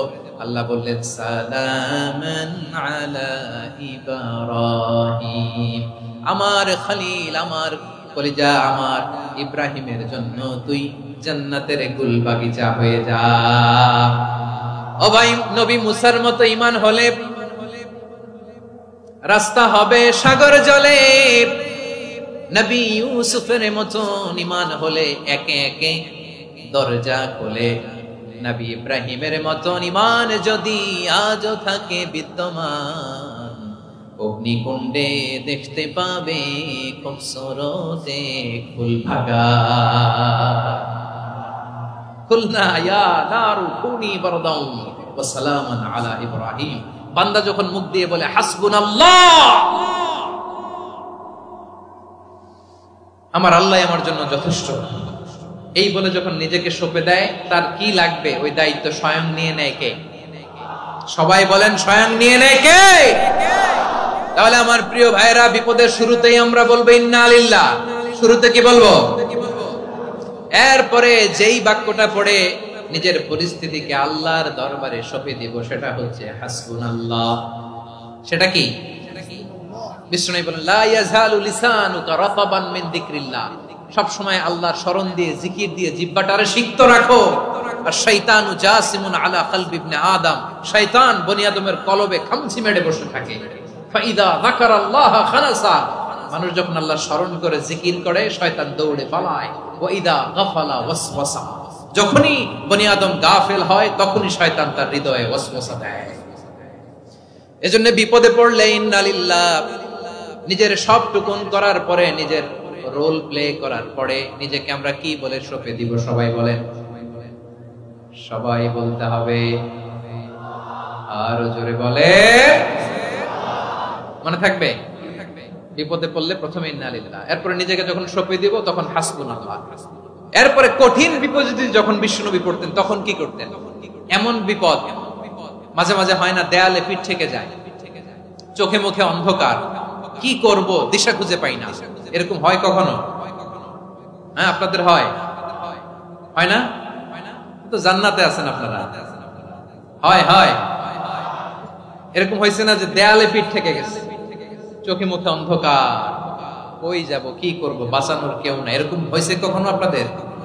যদি হয় তাইলে এটার সলিউশন বলবো, না হইলে তো এগুলো বলে লাভ নাই। হয় হয় হয় বিশ্বনবী এরকম কঠিন বিপদে পড়েছেন জীবনের কিছু কিছু মুহূর্তে। ওই মুহূর্তে বিশ্বনবী স্পেশাল দুইটা দোয়া পড়তেন। এই দোয়াগুলো আপনাদেরকে জানিয়ে দেয়। বিশ্বনবী বলেন, কঠিনতম বিপদে যখন পড়বা, দেয়ালে পিঠ থেকে যায়, চোখে মুখে অন্ধকার, বাঁচার কোনো উপায় নাই, তখন পড়বা লা ইলাহা ইল্লা আনতা সুবহানাকা ইন্নী কুনতু মিনাজ জালিমিন। আল্লাহ, তুমি ছাড়া কোনো ইলাহ নাই, তুমি পবিত্র, নিশ্চয় আমি জালিমদের অন্তর্ভুক্ত। সুবহানাল্লাহ বলেন। এই দোয়া সাইয়েদনা ইউনূস আলাইহিস সালাম পড়েছিলেন যখন মাছের পেটে ছিলেন। কিসের পেটে?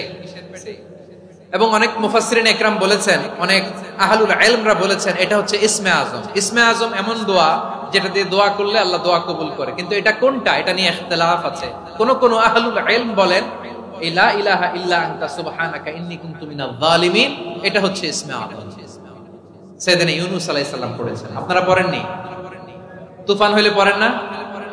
আমাদের এলাকায় তো এটা খুব, এটার উপর ব্যাপক আমল আছে। পড়েন পড়েন পড়েন পড়েন। একটা গল্প শুনেছিলাম, পাক হানাদার বাহিনী যখন বাংলাদেশে অ্যাটাক করতো, ৭১ সালের ঘটনা বলতেছি, আমরা তো দেখি নাই, শুনছি আর কি। ৭১ যদি দেখতাম, এতদিনে রাজাকার হয়ে যেতাম। আল্লাহ আমাদেরকে বাঁচাই দিছে, আল্লাহর মেহেরবানি, ঠিক কিনা বলেন? মন মতো হইলে মুক্তিযোদ্ধা, মন মতো না হইলে রাজাকার। কত কিছু দেখলাম এই শাহবাগের বুকে। আল্লাহ, ৭১ সালে দেখি নাই, আমরা শুনেছি পাক হানাদার বাহিনী জিজ্ঞেস করতো মুসলিম না অমুসলিম চেক করার জন্য, বলতো কালেমা বল, কালেমা বাতাও। তো যারা কালেমা বলতে পারতো, পাকিস্তানি বাহিনী নাকি ওদেরকে ছেড়ে দিত, শুনেছি। তো একজনকে, এক বাঙালিরে পেয়ে তার মাথার মধ্যে বন্দুকর নল ধরে বলতেছে, কালেমা বল সালে, কালেমা বাতা, কালেমা বল। তো ভয়ের চোটে এই দোয়া পড়া শুরু করছে। ও পড়তেছে লা ইলাহা ইল্লা আনতা সুবহানাকা ইন্নী কুনতু মিনাজ জালিমিন। পাকিস্তানি বলে সালে ये तो मुसीबत का कलिमा है, বাঙালি কয় হাম তো ভি মুসিবত মে হ্যায়।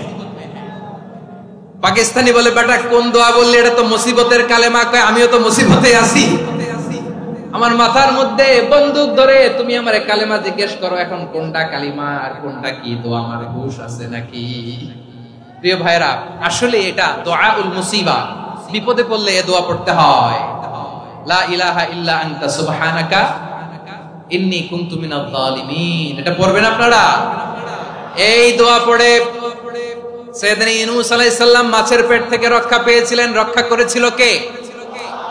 তুমি ইউনূস নবীরে যখন খাইলো মাছেতে গিলিয়া, ফেরেশতা পাঠাইয়া দিলে ইসমে আজম দিয়া।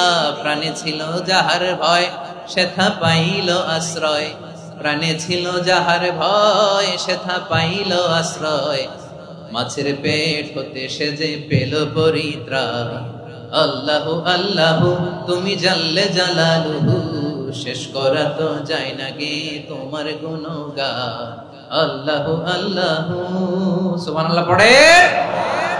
লা ইলাহা ইল্লা আনতা সুবহানাকা ইন্নী কুনতু মিনাজ জালিমিন। বিশ্বনবী বললেন, দেয়ালে পিঠ থেকে গেলে, চোখে মুখে অন্ধকার, বাঁচার কোনো উপায় নাই, তখন এই দোয়াটা পড়তে হবে। এই দোয়া পড়ে আল্লাহর কাছে ফরিয়াদ করলে বিপদ মুক্ত করবেন কে? কেন এই দোয়াটা আল্লাহর কাছে বড্ড প্রিয় জানেন আমার ভাইরা? কারণ এই দোয়ার মধ্যে তিনটা জিনিস আছে। আমি যেরকম আঙ্গুল উঁচু করেছি এরকম করেন তো। তিনটা। কয়টা? তিনটা। এক নম্বরে হচ্ছে তাওহীদ, দুই নম্বরে তাসবিহ, তিন নম্বরে তাকরীর। আই রিপিট, আবারও বলছি, এক নম্বরে তাওহীদ, দুই নম্বরে তাসবিহ, তিন নম্বরে তাকরীর। এই দোয়াটা আল্লাহর কাছে এত পছন্দনীয় কারণ এই দোয়ার প্রথম অংশে আছে তাওহীদ, আল্লাহর একত্ববাদের ঘোষণা।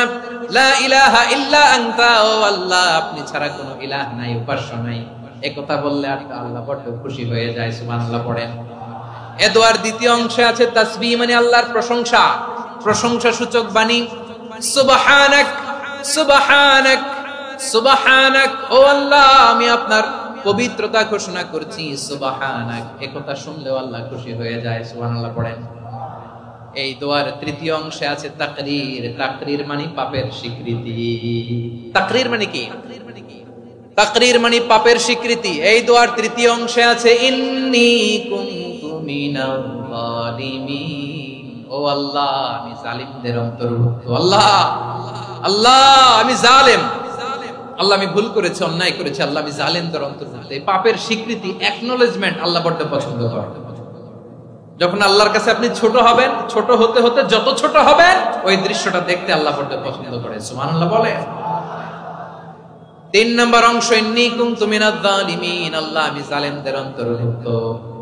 সাইয়েদনা আদম আলাইহিস সালাম ভুল করে যখন নিষিদ্ধ গাছের ফুল খেয়ে ফেললেন, ফল খেয়ে ফেললেন, আল্লাহ বললেন আদম ক্ষমা পেতে চাইলে তুমি আর হাওয়া মিলে স্বীকৃতি দাও, পাপের স্বীকৃতি। আর পড়ো রব্বানা যালামনা আনফুসানা ওয়া ইল্লাম তাগফির লানা ওয়া তারহামনা লানাকুনান্না মিনাল খাসিরিন। ও আল্লাহ আমি আদম আর হাওয়া যালামনা আনফুসানা, আমরা আমাদের নফসের উপর বড় জুলুম করেছি। আল্লাহ ওয়া ইল্লাম তাগফির লানা ওয়া তারহামনা, আপনি যদি ক্ষমা না করেন, আপনি যদি দয়া পরবশ না হন, আপনি যদি রহম না করেন, আমরা তো ক্ষতিগ্রস্তদের মধ্যে শামিল হয়ে যাব। এই দোয়া করার সাথে সাথে সাইয়েদনা আদম আর হাওয়া আলাইহিস সালামকে ক্ষমা করে দিলেন কে? তাহলে এই দোয়ার তিন নম্বর অংশ তাকরীর, এটা আল্লাহ বড় পছন্দ করে। আমার কলিজার টুকরা ভাইয়েরা, গুনাহ করে শিকার যেতে হবে, এটা আল্লাহ ভালোবাসেন। সাইয়েদনা আবু বকর রাদিয়াল্লাহু তাআলা আনহু বিষ্ণু ইসা ইসলামকে বললেন, ইয়া রাসূলুল্লাহ আল্লিমনি দুআআন আদউ বিহি ফি সালাতি, নবী হে আপনি আমার এমন একটা স্পেশাল দোয়া শিখায়া দেন যে দোয়াটা আমি নামাজে পড়ব। নবী বললেন, তাহলে তুমি পড়ো আল্লাহুম্মা ইন্নী যালামতু নাফসি যুলমান কাসীরান ওয়া লা ইয়াগফিরুয যুনুবা ইল্লা আনতা ফাগফিরলি মাগফিরাতাম মিন ইনদিকা ওয়ারহামনি ইন্নাকা আনতাল গফুরুর রহিম। সুবহানাল্লাহ। সালাম ফেরানোর আগে পড়েন, কথা কয় না, পড়েন পড়েন। ও আবু বকর, নামাজে যদি দোয়া করতে মনে চায় এই দোয়াটা পড়বা, আল্লাহুম্মা ইন্নী যালামতু নাফসি, আল্লাহ জুলুম করেছি আমার নফসের উপর, যুলমান কাসীরা, অনেক জুলুম, ওয়ালা ইয়াগফিরুয যুনুবা ইল্লা আনতা, আপনি ছাড়া এই যুনুব, এই পাপ ক্ষমা করার দ্বিতীয় কোনো রব নাই। আছে? আল্লাহ ছাড়া আমাদের গুনাহ আর কে কে ক্ষমা করতে পারে বলেন তো? কে পারে? কে? এজন্য আল্লাহরে বলবেন, আল্লাহ আমি ছাড়া তোমার গোলামের অভাব নাই, ও আমার রব আমি ছাড়া এই জমিনের বুকে তোমার গোলামের অভাব নাই, কিন্তু তুমি ছাড়া তো আমার দ্বিতীয় কোনো রব নাই। পারবেন বলতে? পারবেন? চোখের পানি ছেড়ে আল্লাহরে বলবেন, আল্লাহ তুমি আমার রব, তুমি আমার সব। কি বলবেন? আল্লাহ আমারে রব। সবাই বলুন, আল্লাহ আমারে রব, দমে দমে তনু মনে তারি অনুভব, আল্লাহ আমারে রব। আল্লাহরে বলেন, আল্লাহ তুমি আমার রব, তুমি আমার সব। আল্লাহ আমি ছাড়া এই জমিনে তোমার গোলামের অভাব নাই, তুমি ছাড়া আমার দ্বিতীয় কোনো রব নাই। এ কথা বলে চোখের পানি ছেড়ে আল্লাহরে স্বীকৃতি দেন, আল্লাহ আমি পাপী, আল্লাহ এই জমিনে আমার চেয়ে বড় পাপী আর কেউ নাই। ওযু করে সিজদায় লুটিয়ে পড়ে চোখের পানি ছেড়ে আল্লাহরে পাপের স্বীকৃতি দেন, আল্লাহ এমন কোন জুলুম নাই, গুনাহ নাই আমি করি নাই, সগীরা কবিরা, জেনে না জেনে, ইচ্ছায় অনিচ্ছায়, শিরকি বেদাতি সব গুনাহ করেছি। আল্লাহ আকাশের নিচে জমিনের উপরে আমার চেয়ে বড় গুনাহগার আর কেউ নাই। চোখের পানি ছেড়ে আল্লাহরে বলেন, আল্লাহ আমি ছাড়া তোমার গোলামের অভাব নাই, তুমি ছাড়া আমার দ্বিতীয় কোনো রব নাই, তুমি ছাড়া তো কেউ আমার গুনাহ ক্ষমা করার নাই, তুমি আমার রব, তুমি আমার সব। বলতে পারবেন? এই তাকরীর আমার পটুয়াখালীর ভাইয়া, এই স্বীকৃতিটা দেখতে আল্লাহ বড় ভালোবাসে, কারণ আমরা সবাই গুনাহগার, আমরা সবাই কি? বিশ্বনবী বলেন, কুল্লুকুম খাত্তাউন, আ বনি আদম তোমরা সবাই পাপী। সবাই কি? সবাই পাপী। আমরা সবাই পাপী, আপন পাপের বাটখারা দিয়ে অন্যের পাপ মাপি। আমরা যে পাপী এটা ভাবতে মনে চায় না কারো, খালি অন্যের পাপ দেখি আমরা, এটা ভুল।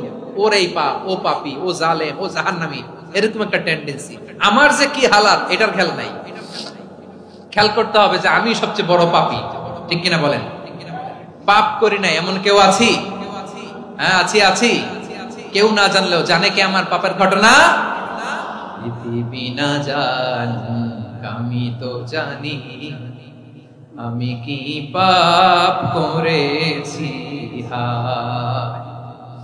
ও আমার কলিজার টুকরা ভাইরা, মাথাটাকে নিচু করে জীবনের সব গুনার ফিরিস্তিগুলো একটা একটা করে স্বীকার করে আল্লাহরে বলেন, আল্লাহ আমি পাপী, আল্লাহ আমার চেয়ে বড় পাপী এই দুনিয়াতে কেউ নাই, আকাশের নিচে জমিনের উপরে আমার চেয়ে বড় পাপী কেউ নাই। একটা একটা করে আল্লাহ স্বীকার করি আমি পাপী, সব পাপের স্বীকৃতি দিলাম। পৃথিবী না জানো আমি তো জানি, আমি কি পাপ করেছি। হায় আমার পাপের করলে বিচার, বাঁচার আমার নাই উপায়। দয়াময় তুমি মাফ করো আমায়, মাফ করো। আল্লাহ তাআলা যদি দয়া করে আমাদেরকে মাফ না করে, আমাদের বাঁচার কোনো উপায় নাই। আপনি কি ভেবেছেন আপনার নামাজ দিয়ে আপনি জান্নাতে যাবেন? আপনি তাহাজ্জুদ গুজার, সেজদা দিতে দিতে কপালে দাগ ফেলেছেন, এটা আপনারা জান্নাতে নেবে না।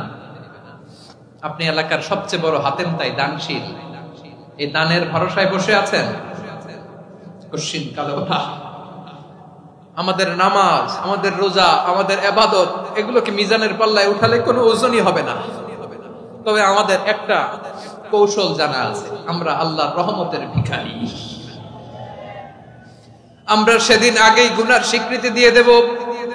আমরা বলবো, আল্লাহ তুমি প্রশ্ন করার আগে তোমার একটা কথা বলি, আমারে কিছু জিজ্ঞেস করো না, আমি সব করেছি।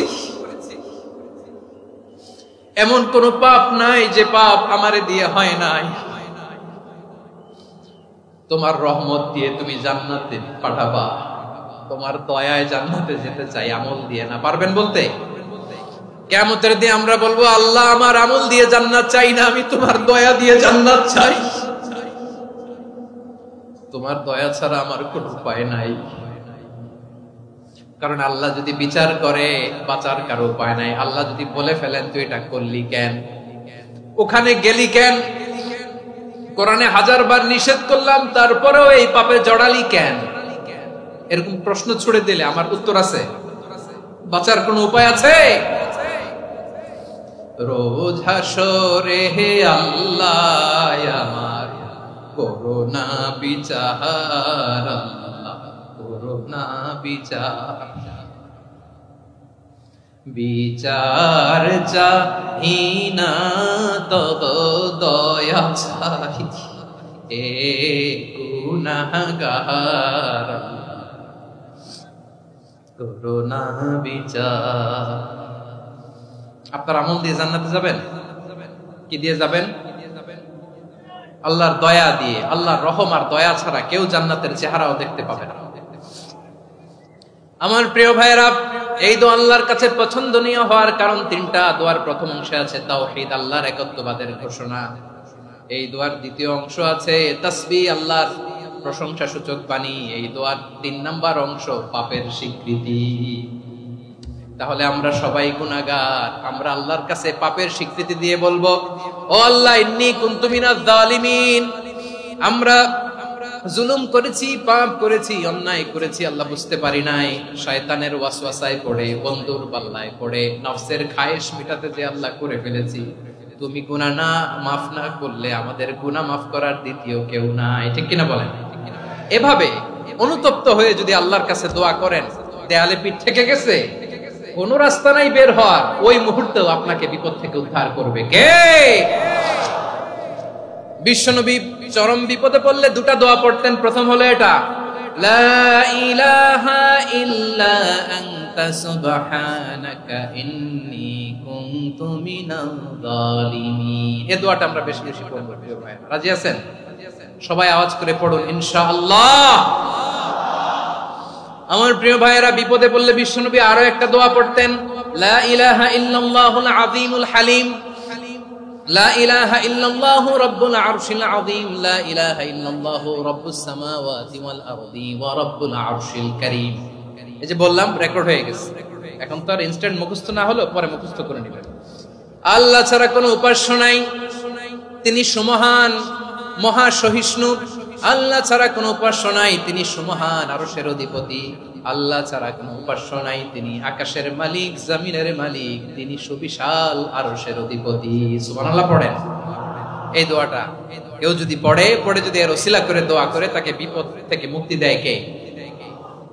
মনে থাকবে আপনাদের? তাহলে বিপদের প্রথম ধাক্কায় কি যেন পড়তে হয়? ইন্না লিল্লাহ। তারপরে কি বলে আল্লাহর কাছে নিজেকে সঁপে দিতে হয়? দেয়ালে পিঠ থেকে গেলে লা ইলাহা ইল্লা আনতা সুবহানাকা ইন্নী কুনতু মিনাজ জালিমিন। 2 নাম্বার হচ্ছে লা ইলাহা ইল্লাল্লাহুল আযীমুল হালিম, লা ইলাহা ইল্লাল্লাহু রাব্বুল আরশিল আযীম, লা ইলাহা ইল্লাল্লাহু রাব্বুস সামাওয়াতি ওয়াল আরদি ওয়া রাব্বুল আরশিল কারীম। মনে থাকবে? ইনশাআল্লাহ বলেন সবাই, আওয়াজ করে সবাই ইনশাআল্লাহ। অনেক সময় এমন হয়, হঠাৎ বিপদের সম্মুখীন হই আমরা, রেডি হয়ে বের হইছে অফিসে, হঠাৎ অ্যাক্সিডেন্টে পড়ে যাই, হঠাৎ পেটের ব্যথায় অজ্ঞান, এরকম হয় না? আপনাদের হয় না? বিষ্ণু ইসলাম বলেন, আকস্মিক দুর্ঘটনার বিপদ থেকে যদি কেউ বাঁচতে চায়, সকাল সন্ধ্যা যেন প্রত্যেকে এই দোয়াটা পড়ে। সকালে যদি 3 বার পড়ে, সন্ধ্যা পর্যন্ত হঠাৎ বিপদ থেকে সে রক্ষা পাবে। To be protected from sudden calamity, sudden disaster, sudden calamity, হঠাৎ বিপদ, হঠাৎ ভয়ঙ্কর কোন আকস্মিক বিপদ থেকে আল্লাহ বাঁচায় দিবে। সকালে পড়লে সন্ধ্যা পর্যন্ত প্রোটেক্টেড, সন্ধ্যাবেলায় যদি 3 বার পরে সকাল পর্যন্ত প্রোটেক্টেড। সুবহানাল্লাহ পড়েন। দোয়াটা কি? দোয়াটা হচ্ছে বিসমিল্লাহিল্লাযী লা ইয়াদুররু মা'a ইসমিহি শাইউন ফিল আরদি ওয়ালা ফিস সামাই ওয়া হুয়াস সামিউল আলীম। ছোট না? অনেক ছোট, মুখস্থ করবেন। বিসমিল্লাহিল্লাযী লা ইয়াদুররু মা'a ইসমিহি শাইউন ফিল আরদি ওয়ালা ফিস সামা। ওই আল্লাহর নাম নিচ্ছি যে আল্লাহর নামের বরকতে আকাশ জমিনের কোনো কিছু কারো কোনো ক্ষতি সাধন করতে পারে না। তিনি সর্বশ্রোতা সর্বজ্ঞ। সুবহানাল্লাহ পড়েন, পড়বেন এই দোয়াটা। বিসমিল্লাহিল্লাযী লা ইয়াদুররু মা ইসমিহি শাইউন ফিল আরদি ওয়ালা ফিস সামাই ওয়া হুয়াস সামিউল আলিম। ফজরের পরে 3 বার, মাগরিবের পরে 3 বার যদি কেউ পড়ে প্রোটেক্টেড, যে কোনো হঠাৎ বিপদ থেকে প্রোটেক্টেড। প্রোটেক্ট করেন কে? ওই আল্লাহর নাম নিচ্ছি যে আল্লাহর নামের ওসিলায় আকাশ জমিনের কোনো কিছু কোনো ক্ষতি করতে পারে না। সুবহানাল্লাহ পড়েন। আচ্ছা, এবার আমাদের জীবনে দুশ্চিন্তা আছে না নাই বলেন? Tension, hyper tension, anxiety, depression, চিন্তা, টেনশন নাই এরকম কে কে আছে দেখি? হাত তোলেন। ওই যে হাত তুলছে এক আল্লাহর ওলি, ওই যে টেনশন নাই তোমার, মাশাআল্লাহ। ও না বুঝে তুলছে, জোকের চোটে, জোশের ঠেলায় ধাক্কায় তুলে ফেলছে। সবার জীবনে টেনশন আছে না নাই? এই দুশ্চিন্তা, পেরেশানি, মারাত্মক পেরেশানি থেকে মুক্তি পাওয়ার জন্য বিষ্ণু সাল্লাল্লাহু আলাইহি ওয়াসাল্লাম দুটো দোয়া পড়তেন। কয়টা? অনেকগুলো পড়তেন। স্পেশাল দুটো দোয়া আজকে আপনাদের শিখায় যাব, শুনবেন না? কষ্ট হচ্ছে? সংক্ষিপ্ত মুনাজাত দিয়ে দেই। ওরে আল্লাহ, আমি তো 9:30 ক্রস করে ফেলছি মাসুদ ভাই, খেয়াল করি নাই। আরো কয়েক মিনিট? ঠিক আছে, ঠিক আছে। পেরেশানিতে পড়লে, টেনশনে পড়লে এই দোয়াটা, প্রিয় ভাইরা, বিষ্ণু সাল্লাল্লাহু আলাইহি ওয়াসাল্লাম যখন খুব বিপদে পড়তেন, দুশ্চিন্তা ওনাকে ঘিরে ধরতো, উনি পড়তেন ইয়া হাইয়্যু ইয়া কাইয়্যুম বিরহমাতিকা আস্তাগীথ। ইয়া হাইয়্যু ইয়া কাইয়্যুম বিরহমাতিকা আস্তাগীথ। ইয়া হাইয়্যু ইয়া কাইয়্যুম, হে শাশ্বত অবিনশ্বর, হে চিরঞ্জীব, বিরহমাতিকা আস্তাগীথ, তোমার রহমতের উসিলায় তোমার কাছে ফরিয়াদ করি। এটা পড়তেন। আবার আরেক বর্ণনা এসেছে ইয়া হাইয়্যু ইয়া কাইয়্যুম বিরহমাতিকা আস্তাগীথ আসলিহ লি শা'নি কুল্লাহু ওয়া লা তাকিলনি ইলা নাফসি তারফাতা আইন। আসলিহ লি শা'নি কুল্লাহ, আল্লাহ আমার সবকিছু আপনি সেটেল করে দেন। আমাদের সব ঝামেলা সেটেল করে দিতে পারে কে? আমরা তো সেটেলমেন্টের জন্য ওএসপি সাহেবের কাছে যাই, ডিসি সাহেবের কাছে যাই, অমুক ভাইয়ের কাছে যাই, তমুক ভাইয়ের কাছে যাই। এই দোয়া পড়লে আরশের উপর থেকে আপনার ম্যাটার সেটেল করে দিবে কে? তাহলে পড়বেন ইয়া হাইয়্যু, এ চিরঞ্জীব। হাইয়্যু মানে চিরঞ্জীব, যিনি চিরকাল বেঁচে থাকবেন, মরবেন না। আল্লাহ মরবেন? তার কোনো লয় আছে? ক্ষয় আছে? সূরা রহমানে আল্লাহ বললেন কুল্লু মান আলাইহা ফানি ওয়া ইয়াবকা ওয়াজহু রাব্বিকা যুল জালালি ওয়াল ইকরাম ফাবিআইয়ি আলাই রাব্বিকুমা তুকাযিবান। জমিনে যা আছে সব ফান, ভ্যানিশ হয়ে যাবে, নিশ্চিহ্ন হয়ে যাবে, শেষ হয়ে যাবে, সব বিলুপ্ত হয়ে যাবে, একজন ছাড়া। জোরে বলেন তিনি কে? ইয়া হাইয়্যু, আমার সাথে আওয়াজ করে পড়েন ইয়া হাইয়্যু ইয়া কাইয়্যুম ইয়া হাইয়্যু ইয়া কাইয়্যুম বিরহমাতিকা আস্তাগীথ আসলিহ লি শা'নি কুল্লাহ ওয়া লা তাকিলনি ইলা নাফসি তারফাতা আইন। এভাবে দোয়া করলে আপনাকে বিপদ মুক্ত করবে কে? এই দোয়াটা কেন পছন্দ আল্লাহর কাছে? কারণ এখানে আল্লাহর দুইটা সুন্দর নাম আছে, গুণবাচক নাম, আল হাই, আল কাইয়ুম। এই দুটো নাম আছে এখানে। আবার এই দুইটা আয়াতুল কুরসির অংশ। আয়াতুল কুরসির শুরুতে এটা আছে না নাই? হ্যাঁ, আছে না নাই? 3 নাম্বার কারণ এটা ইসমে আজম। কোন দোয়াটা ইসমে আজম? যে দোয়া ওসিলায় দোয়া করলে আল্লাহ দোয়া ফেরায় না। অনেকগুলো মত আছে, সবচেয়ে ভ্যালিড মত হচ্ছে এটা, ইয়া হাইয়্যু ইয়া কাইয়্যুম। এর ওসিলা দিয়ে দোয়া করলে দোয়া কবুল করে কে? 2 নম্বরে বিশ্বনবী মারাত্মক বিপদে পড়লে আরেকটা দোয়া পড়তেন, আল্লাহুম্মা ইন্নী আবদুক। আগে দোয়াটা পড়ি, শুনেন। আল্লাহুম্মা ইন্নী আবদুক ওয়া ইবনু আবদিক ওয়া ইবনু আমাতিক নাসিয়াতি বিয়াদিক মাদিন ফিয়া হুকমুক আদলুন ফিয়া কাদাউক আসআলুকা বিকুল্লি ইসমিন হুয়া লাক সাম্মাইতা বিহি নাফসাক আও আনসালতাহু ফি কিতাবিক আও আল্লামতাহু আহাদাম মিন খালকিক أو استأثرت به في علم الغيب عندك أن تجعل القرآن ربيع قلبي ونور صدري وجلاء حزني وذهاب همي. سبحان الله পড়েন।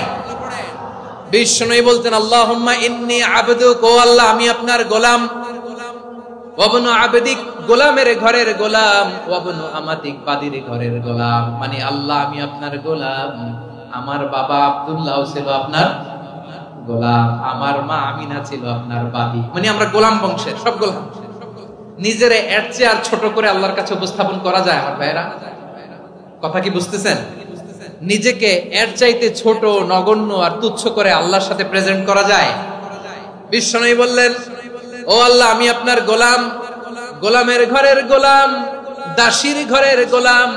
নাসিয়াতি বিয়াদিক, আমার মাথার চুলের ছুটি আপনার হাতের মুঠোয়।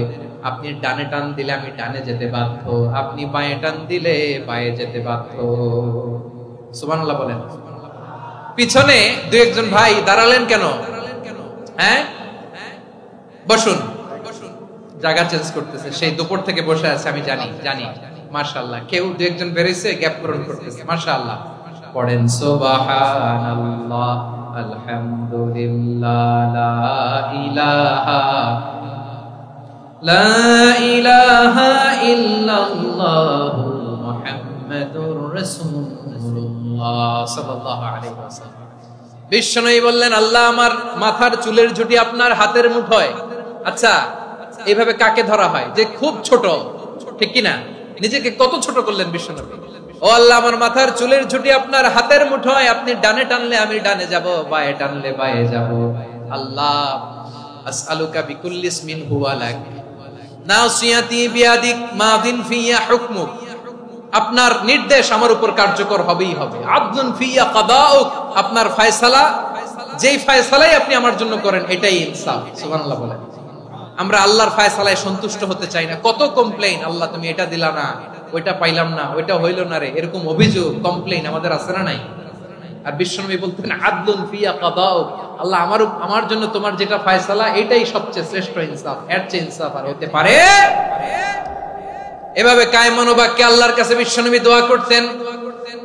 এরপরে বিশ্বনবী বললেন, আল্লাহ তোমার যত নাম আছে সব নামের ওসিলায় দোয়া করি, যে নাম তুমি আমাদেরকে জানিয়েছো, যে নাম তুমি আমাদেরকে জানাও নাই, যে নাম তুমি কোরআনে নাজিল করেছো, যে নাম নাজিল করো নাই, যে নাম শুধু নবীদেরকে জানিয়েছো। আর আল্লাহর এমন কিছু চমৎকার চমৎকার সুন্দর সুন্দর নাম আছে, এই নামগুলো রব্বুল আলামিন কাউকে জানাবে না। সুবহানাল্লাহ বলেন। আমরা তো 99 নাম জানি, 100 নাম জানি আল্লাহ, কিন্তু আল্লাহর এমনও কিছু নাম আছে যেগুলো আল্লাহ বিশ্বনবীরও জানায় নাই। এগুলো আল্লাহ ইলমুল গায়বে রেখে দিয়েছেন। দোয়ার সময় বলবেন, আল্লাহ তোমার যেই নামগুলো জানি, যেগুলো জানি না, যেগুলো কোরআনে আছে, যেগুলো নাই, যেগুলো নবীরে খাস ভাবে জানাইছো ওগুলোর উসিলায়, যেগুলো কোনোদিন জানাবাও না তোমার ওই নামের উসিলাও তোমার কাছে চাও। আল্লাহ কোরআনকে আমার হৃদয়ের বসন্ত বানাও, আমার বক্ষের জ্যোতি বানাও, আমার চিন্তা দুশ্চিন্তা তুমি দূর করে দাও। বিশ্বনবী বললেন, এই কালিমাগুলো, এই বাক্যগুলো পড়ে যদি কেউ আল্লাহর কাছে ফরিয়াদ করে, তার হৃদয় থেকে দুশ্চিন্তা কাটিয়ে দিবে কে? পড়বেন, এই দোয়াগুলো পড়বেন। আচ্ছা, সব শেষে বলি, ঋণের বোঝায় যারা জর্জরিত, বিষ্ণু ইসলাম চমৎকার একটা দোয়া শিখিয়েছেন। আমাদের অনেকে ঋণের বোঝায় জর্জরিত, আছে না নাই? এদিকে কেউ আছেন? থাকলে হাত তোলার দরকার নেই, থাকলে এই দোয়াটা পড়বেন। এক সাহাবীর নাম আবু উমামা, নামাজের ওয়াক্ত ছাড়া উনি মসজিদে যেয়ে বসে আছে। বিশ্বনবী বললেন, কি রে আবু উমামা, নামাজের তো ওয়াক্ত হয় নাই, মসজিদে কি? সাহাবী বলে, হুমুমুন লাজিমাতনি ওয়া দুয়ুন, নবী গো ঋণের বোঝায় এমন টেনশনে আছি, ঘরে থাকতে পারলাম না, মসজিদে চলে আসছে। বিশ্বনবী বলেন, আমি কি তোমার এমন একটা দোয়া শিখাবো যেটা পড়লে আল্লাহ তাআলা তোমার ঋণের বোঝা হালকা করে দিবে? আবু উমামা বললেন, ইয়া রাসূলুল্লাহ, অবশ্যই শিখাবেন। বিশ্বনবী বললেন, তাহলে তুমি পড়বা, আল্লাহুম্মা ইন্নী আউযু বিকা মিনাল হাম্মি ওয়াল হাযান ওয়া আউযু বিকা মিনাল জুবনি ওয়াল বুখল ওয়া আউযু বিকা মিন গালাবাতিদ দাইনি ওয়া কাহরির রিজাল। ও আল্লাহ, তোমার কাছ থেকে দুশ্চিন্তা থেকে পানাহ চাই, কৃপণতা, ভীরুতা, অলসতা, কার্পণ্যতা, এই সব কিছু থেকে, মানুষের কঠোরতা, আমার উপর মানুষের আধিপত্য এবং ঋণের বোঝা থেকে পানাহ চাই। এই দোয়াটা যখন বিশ্বনবী শিখাই দিলেন, আবু উমামা বারবার এই দোয়া পড়েন, আল্লাহুম্মা ইন্নী আউযু বিকা মিনাল হাম্মি ওয়াল হাযান ওয়া আউযু বিকা মিনাল আজজি ওয়াল কাসাল ওয়া আউযু বিকা মিনাল জুবনি ওয়াল বুখল ওয়া আউযু বিকা মিন গালাবাতিদ দাইনি ওয়া কাহরির রিজাল। আবু উমামা বলে, এই দোয়া আমি পড়তে লাগলাম আর পড়তে লাগলাম, কিছুদিন পরে দেখা গেল বিশ্বনবীর শেখানো এই দোয়ার বদৌলতে আল্লাহ তাআলা আমার সব ঋণ পরিশোধের ব্যবস্থা করে দিয়েছেন। পড়বেন পড়বেন। আমার প্রিয় পটুয়াখালীর ভাইয়েরা, বিশ্বনবীর জামাতা সাইয়্যিদিনা আলী রাদিয়াল্লাহু তাআলা আনহুর কাছে এক লোক এসে বলে, হে আলী, ঋণের বোঝায় আমি জর্জরিত, আমার কিছু অর্থ দিয়ে সাহায্য করো। সাইয়্যিদিনা আলী রাদিয়াল্লাহু তাআলা আনহু বললেন, আমি কি তোমারে এমন একটা দোয়া শিখাবো যেটা বিশ্বনবী আমাদের শিখিয়েছেন? এই দোয়া যদি তুমি পড়ো, লাউ কানা আলাইকা মিসলু জাবালিন কাবীরিন দাইনান আদাল্লাহু আনকা, পাহাড় পরিমাণ যদি ঋণের বোঝা হয়, আল্লাহ এটা পরিশোধের ব্যবস্থা করে দিবেন। ছোট্ট একটা দোয়া বিশ্বনবী শিখালেন, বললেন তুমি পড়বা, আল্লাহুম্মা কফিনি বিহালালিকা আন হারামিকা ওয়া আগনিনি বিফাদলিকা আম্মান সিওয়াক। মুখস্থ আছে? হ্যাঁ আছে।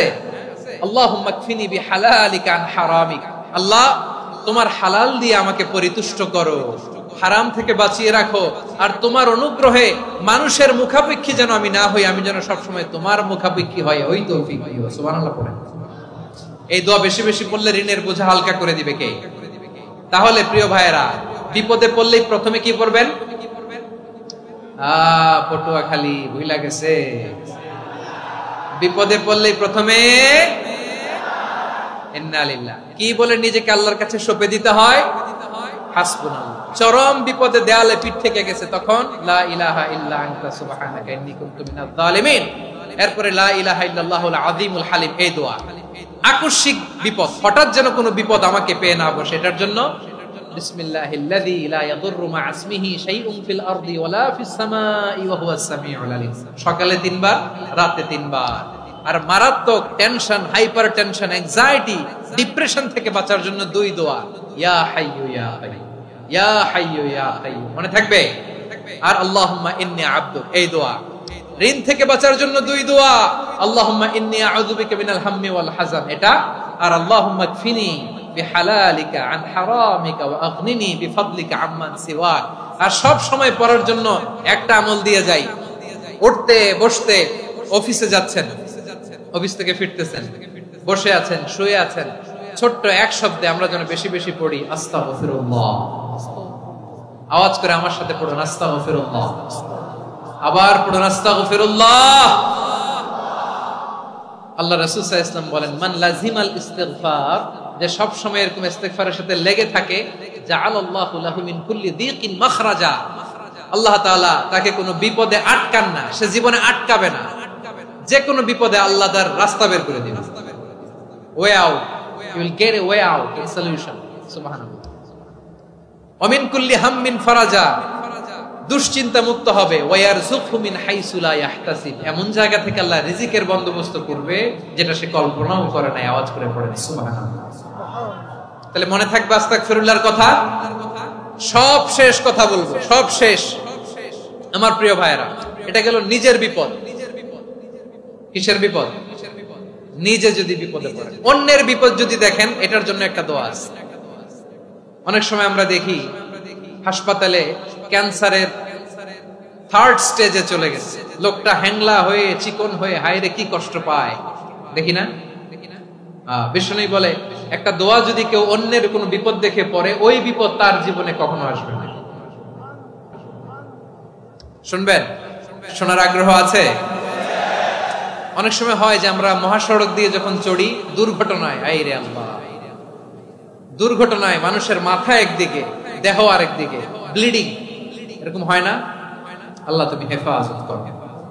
বিশ্বনবী বলেন, এই দুর্ঘটনা দেখে কেউ যদি এই দোয়াটা পড়ে, তার জীবনে সে কোনোদিন এরকম অ্যাক্সিডেন্টের সম্মুখীন হবে না। শুনবেন? বিশ্বনবী বলেন, অন্যের বিপদ দেখে কেউ যদি পড়ে, আলহামদুলিল্লাহিল্লাযী আফানি মিম্মা বতালাকা বিহি ওয়া ফাদ্দালানি আলা কাসীরিন মিম্মান খালাকা তাফদীলা, মানে প্রশংসা সে আল্লাহর, যে আল্লাহ তাআলা তোমাকে যেই জিনিস দিয়ে পরীক্ষা করেছে, আমাকে ওইটা থেকে বাঁচিয়ে দিয়েছে। তোমাকে আল্লাহ যেই বিপদে ফেলেছে, আমাকে ওই বিপদ থেকে তিনি মুক্ত রেখেছে, আর তার অনেক সৃষ্টির উপর আমাকে তিনি প্রাধান্য দিয়েছে। সুবহানাল্লাহ পড়েন। যে কোনো বিপদ, কারো ক্যান্সার দেখে যদি এই দোয়াটা আপনি বিশ্বাসের সাথে পড়েন, জীবনে কোনোদিন ক্যান্সার রোগে আক্রান্ত হবেন না। দুর্ঘটনা দেখে যদি পড়েন, ওই দুর্ঘটনা আপনাকে স্পর্শ করবে না। যে কোনো কারো বিপদ দেখে যদি কোনো বিশ্বাসী বান্দা এই দোয়া পড়ে, বিশ্বনবী বলেন, লাম ইউসিবহু যালিকাল বালা, ওই বিপদ তাকে আর ধরবে না। উফিয়া মিনহু মিন যালিকাল বালা কাইনাম মা কান, সে যতদিন হায়াত পাবে কোনোদিন ওই বিপদ তাকে স্পর্শ করবে না। এই দোয়াটা পড়তে রাজি আছেন আমার প্রিয় ভাইরা? তাহলে পুরো আলোচনার সেন্ট্রাল থিম হচ্ছে আমাদের জীবনে বিপদ আসবে, কষ্ট আসবে, দুঃখ আসবে, কিন্তু বিপদে আপদে আমরা হাল ছেড়ে দিব না, হতাশ হব না। মুমিন হতাশ হয় না, নিরাশ হয় না, হাল ছেড়ে দেয় না। মুমিন ভরসা রাখে একজনের উপর। আওয়াজ করে বলুন, যিনি কে? বিপদে পড়লে আমাদেরকে উদ্ধার করে কে? আবার আমাদেরকে যদি কোনো নেয়ামত আল্লাহ দিতে চান, ওইটা কেড়ে নেওয়ার ক্ষমতা কারো আছে? তাহলে আমরা কানেক্টিভিটি বাড়াবো কার সাথে? আমাদের প্রার্থনার ফরিয়াদের হাত তুলবো কার কাছে? রাজি আছেন পটুয়াখালীর ভাইয়েরা? মনে থাকবে কথাগুলো? আল্লাহ তাআলা আমাদের সবাইকে কথাগুলো বোঝার ও আমল করার তৌফিক দান করুন। গুনার ফিরিস্তিগুলো একটা একটা করে স্বীকার করে আল্লাহরে বলেন, আল্লাহ আমি পাপী, আল্লাহ আমার চেয়ে বড় পাপী এই দুনিয়াতে কেউ নাই, আকাশের নিচে জমিনের উপরে আমার চেয়ে বড় পাপী কেউ নাই। একটা একটা করে আল্লাহ স্বীকার করি আমি পাপী, সব পাপের স্বীকৃতি দিলাম। পৃথিবী না জানো আমি তো জানি, আমি কি পাপ করেছি, হায় আমার পাপের করলে বিচার, বাঁচার আমার নাই উপায়। দয়াময় তুমি মাফ করো আমায়, মাফ করো আমায়। আল্লাহ তাআলা যদি দয়া করে আমাদেরকে মাফ না করে, আমাদের বাঁচার কোনো উপায় নাই। আপনি কি ভেবেছেন আপনার নামাজ দিয়ে আপনি জান্নাতে যাবেন? আপনি তাহাজ্জুদ গুজার, সেজদা দিতে দিতে কপালে দাগ ফেলেছেন, এটা আপনারা জান্নাতে নেবে না। আপনি এলাকার সবচেয়ে বড় হাতেম তাই দানশীল, এই দানের ভরসায় বসে আছেন, কশিন কালো ওঠা। আমাদের নামাজ, আমাদের রোজা, আমাদের ইবাদত, এগুলোকে মিজানের পাল্লায় উঠালে কোনো ওজনই হবে না। তবে আমাদের একটা কৌশল জানা আছে, আমরা আল্লাহর রহমতের ভিখারি। আমরা সেদিন আগেই গুনার স্বীকৃতি দিয়ে দেব। আমরা বলবো, আল্লাহ তুমি প্রশ্ন করার আগে তোমার একটা কথা বলি, আমারে কিছু জিজ্ঞেস করো না, আমি সব করেছি। এমন কোন পাপ নাই যে পাপ আমারে দিয়ে হয় নাই। তোমার রহমত দিয়ে তুমি জান্নাতে পাঠাবা, তোমার দয়ায় জান্নাতে যেতে চাই, আমল দিয়ে না। পারবেন বলতে? কিয়ামতের দিন আমরা বলবো, আল্লাহ আমার আমল দিয়ে জান্নাত চাই না, আমি তোমার দয়া দিয়ে জান্নাত চাই। তোমার দয়া ছাড়া আমার কোনো উপায় নাই। কারণ আল্লাহ যদি বিচার করে, বাঁচার কারো উপায় নাই। আল্লাহ যদি বলে ফেলেন তুই এটা করলি কেন, ওখানে গেলি কেন, কোরআনে 1000 বার নিষেধ করলাম তারপরেও এই পাপে জড়ালি কেন, এরকম প্রশ্ন ছুড়ে দিলে আমার উত্তর আছে? বাঁচার কোনো উপায় আছে? রোজ হাসরে হে আল্লাহ আমার করোনা বিচার, করোনা বিচার, বিচার চাহিনা তব দয়া চাই, এ গুনাহগার করোনা বিচার। আপনার আমল দিয়ে জান্নাতে যাবেন? কি দিয়ে যাবেন? আল্লাহর দয়া দিয়ে। আল্লাহর রহম আর দয়া ছাড়া কেউ জান্নাতের চেহারাও দেখতে পাবে না। আজকে আমরা যে টপিকটা নিয়ে আলোচনা করব সেটা হচ্ছে, আমরা যে জীবনে বিপদে পড়ি, আমরা বিপদে পড়লে আমাদেরকে উদ্ধার করে কে? আল্লাহ ছাড়া আমাদের বাঁচানোর কেউ আছে? উদ্ধার করার কেউ আছে? রক্ষা করার কেউ আছে? এজন্য বিপদে পড়লে আমরা চাইবো কার কাছে? আমাদের যাই দরকার হোক আমরা ফরিয়াদ করব কার কাছে? নাকি মাজারে যেয়ে চাবেন? মাজারে যেয়ে চাবেন? অনেকে তো মাজারে যেয়ে কপাল ঘষে, আছে না নাই? মাজারে যেয়ে সন্তান চায়, আছে? এই এলাকায় নাই, এলাকার লোকদের আকীদা খালেস আমি জানি। মাজারে যেয়ে কপাল ঘষে আর সন্তান চায়। আচ্ছা, মাজারে গেলে সন্তান পাওয়া যায়? আচ্ছা, মাজারে না গেলে যদি বাচ্চা না হতো, গরু ছাগলের যে বাচ্চা হয় ওরা কোন মাজারে মানত করে বলেন? কথা কি বুঝতেছেন? এই যে প্রতি বছর গরু ছাগল ভেড়া এগুলো যে বাচ্চা দেয়, এরা কোন মাজারে যে মানত করে? এজন্য চাইতে হবে একজনের কাছে, তিনি কে? আমার প্রিয় পটুয়াখালীবাসী, মাজার জিয়ারত করা সুন্নাহ। আমরা মাজার জিয়ারত করব, আল্লাহ ওয়ালাদের কবরে যাব, আমরা সেখানে যে সালাম দিব, দোয়া করব, নিজের জন্য করব, কবরে শুয়ে থাকা মাইয়েতের জন্য করব, পুরো মুসলিম উম্মার জন্য করব। কিন্তু কবরে যিনি শুয়ে আছে ওই বাবার কাছে সন্তান চাওয়া যাবে, চাকরি চাওয়া যাবে, সফলতা চাওয়া যাবে? সফলতা দেয় কে? সবাই বলেন নাই, আওয়াজ করে বলেন, সফলতা দেওয়ার মালিক কে? এক কথাই রব্বুল আলামিন বলেন, ওয়া ইয়ামসাসকাল্লাহু বিদুররিন ফালা কাশিফা লাহু ইল্লা হু ওয়া ইয়ুরিদকা বিখাইরিন ফালা রাদ্দা লিফাদলি ইউসিবু বিহি মান ইয়াশাউ মিন ইবাদিহি ওয়া হুয়াল গফুরুর রাহিম। আল্লাহু আকবার। আল্লাহ বললেন, ওয়া ইয়ামসাসকাল্লাহু বিদুররিন ফালা কাশিফা লাহু ইল্লা হু। আল্লাহ যদি তোমাকে কোনো বিপদ স্পর্শ করায়, আল্লাহ যদি তোমারে কোনো বিপদে ফেলে দেয়, ওই বিপদ থেকে উদ্ধার করার তিনি ছাড়া আর কেউ নাই। জোরে বলেন ঠিক কিনা? তিনি যদি কোনো বিপদে ফেলেন, তিনি ছাড়া বিপদ থেকে উদ্ধার করার কেউ নাই। আর তিনি যদি তোমার প্রতি কোনো অনুগ্রহ করতে চান, ওই অনুগ্রহ ঠেকিয়ে দেওয়ার ক্ষমতাও কারো নাই। আল্লাহ যদি আপনার সফলতা দিতে চায়, পৃথিবীর কোন শক্তি ওই সফলতাকে থামাতে পারে? এজন্য আল্লাহ বললেন, খবরদার, চিন্তার আকীদা খালিস করে নাও। ওয়া ইয়ামসাসকাল্লাহু বিদুররিন ফালা কাশিফা লাহু ইল্লা হু। আল্লাহ বিপদে ফেললে বিপদ থেকে উদ্ধার করার কেউ থাকে না। আর আল্লাহ যদি তোমার প্রতি দয়া দেখাতে চান, অনুগ্রহ করতে চান, ওই অনুগ্রহকে প্রতিরোধ করার মতো ক্ষমতা কারো নাই। তিনি তার বান্দাদের মধ্য থেকে যাকে ইচ্ছা তাকে দেন, যত ইচ্ছা তত দেন। তিনি ক্ষমাশীল, তিনি মেহেরবান। সুবহানাল্লাহ। তিনি ক্ষমাশীল, তিনি মেহেরবান। তাহলে এই আয়াত থেকে আমরা বুঝতে পারলাম, আমরা যদি বিপদে পড়ি আমাদেরকে কেউ বাঁচাতে পারে না। আমার বাবা আমারে বাঁচাতে পারে? হ্যাঁ?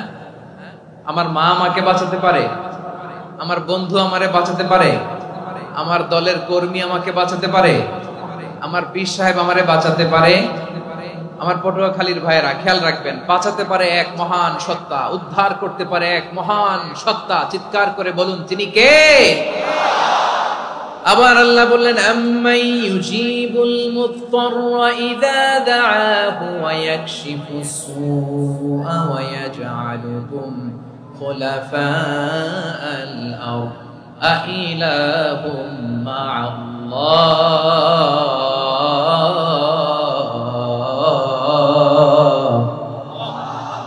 ক্বালিলাম মা তাযাক্কারুন। রব্বুল আলামিন বলেন, বিপদে পড়ে কাতর কণ্ঠে চিন্তাগ্রস্ত হয়ে যখন কেউ ফরিয়াদি হয়ে আল্লাহর ডাকে হাত তোলে, তখন এই ব্যক্তির ডাকে সাড়া দেয় কে? সবাই বলুন। কাতর কণ্ঠে, বিপন্ন অবস্থায় আপনি যখন কেঁদে কেঁদে হাত তুলে আপনার দুঃখের কথা জানান, আপনি যখন ডাকেন তারে, তখন আপনার ডাকে সাড়া দেয় কে?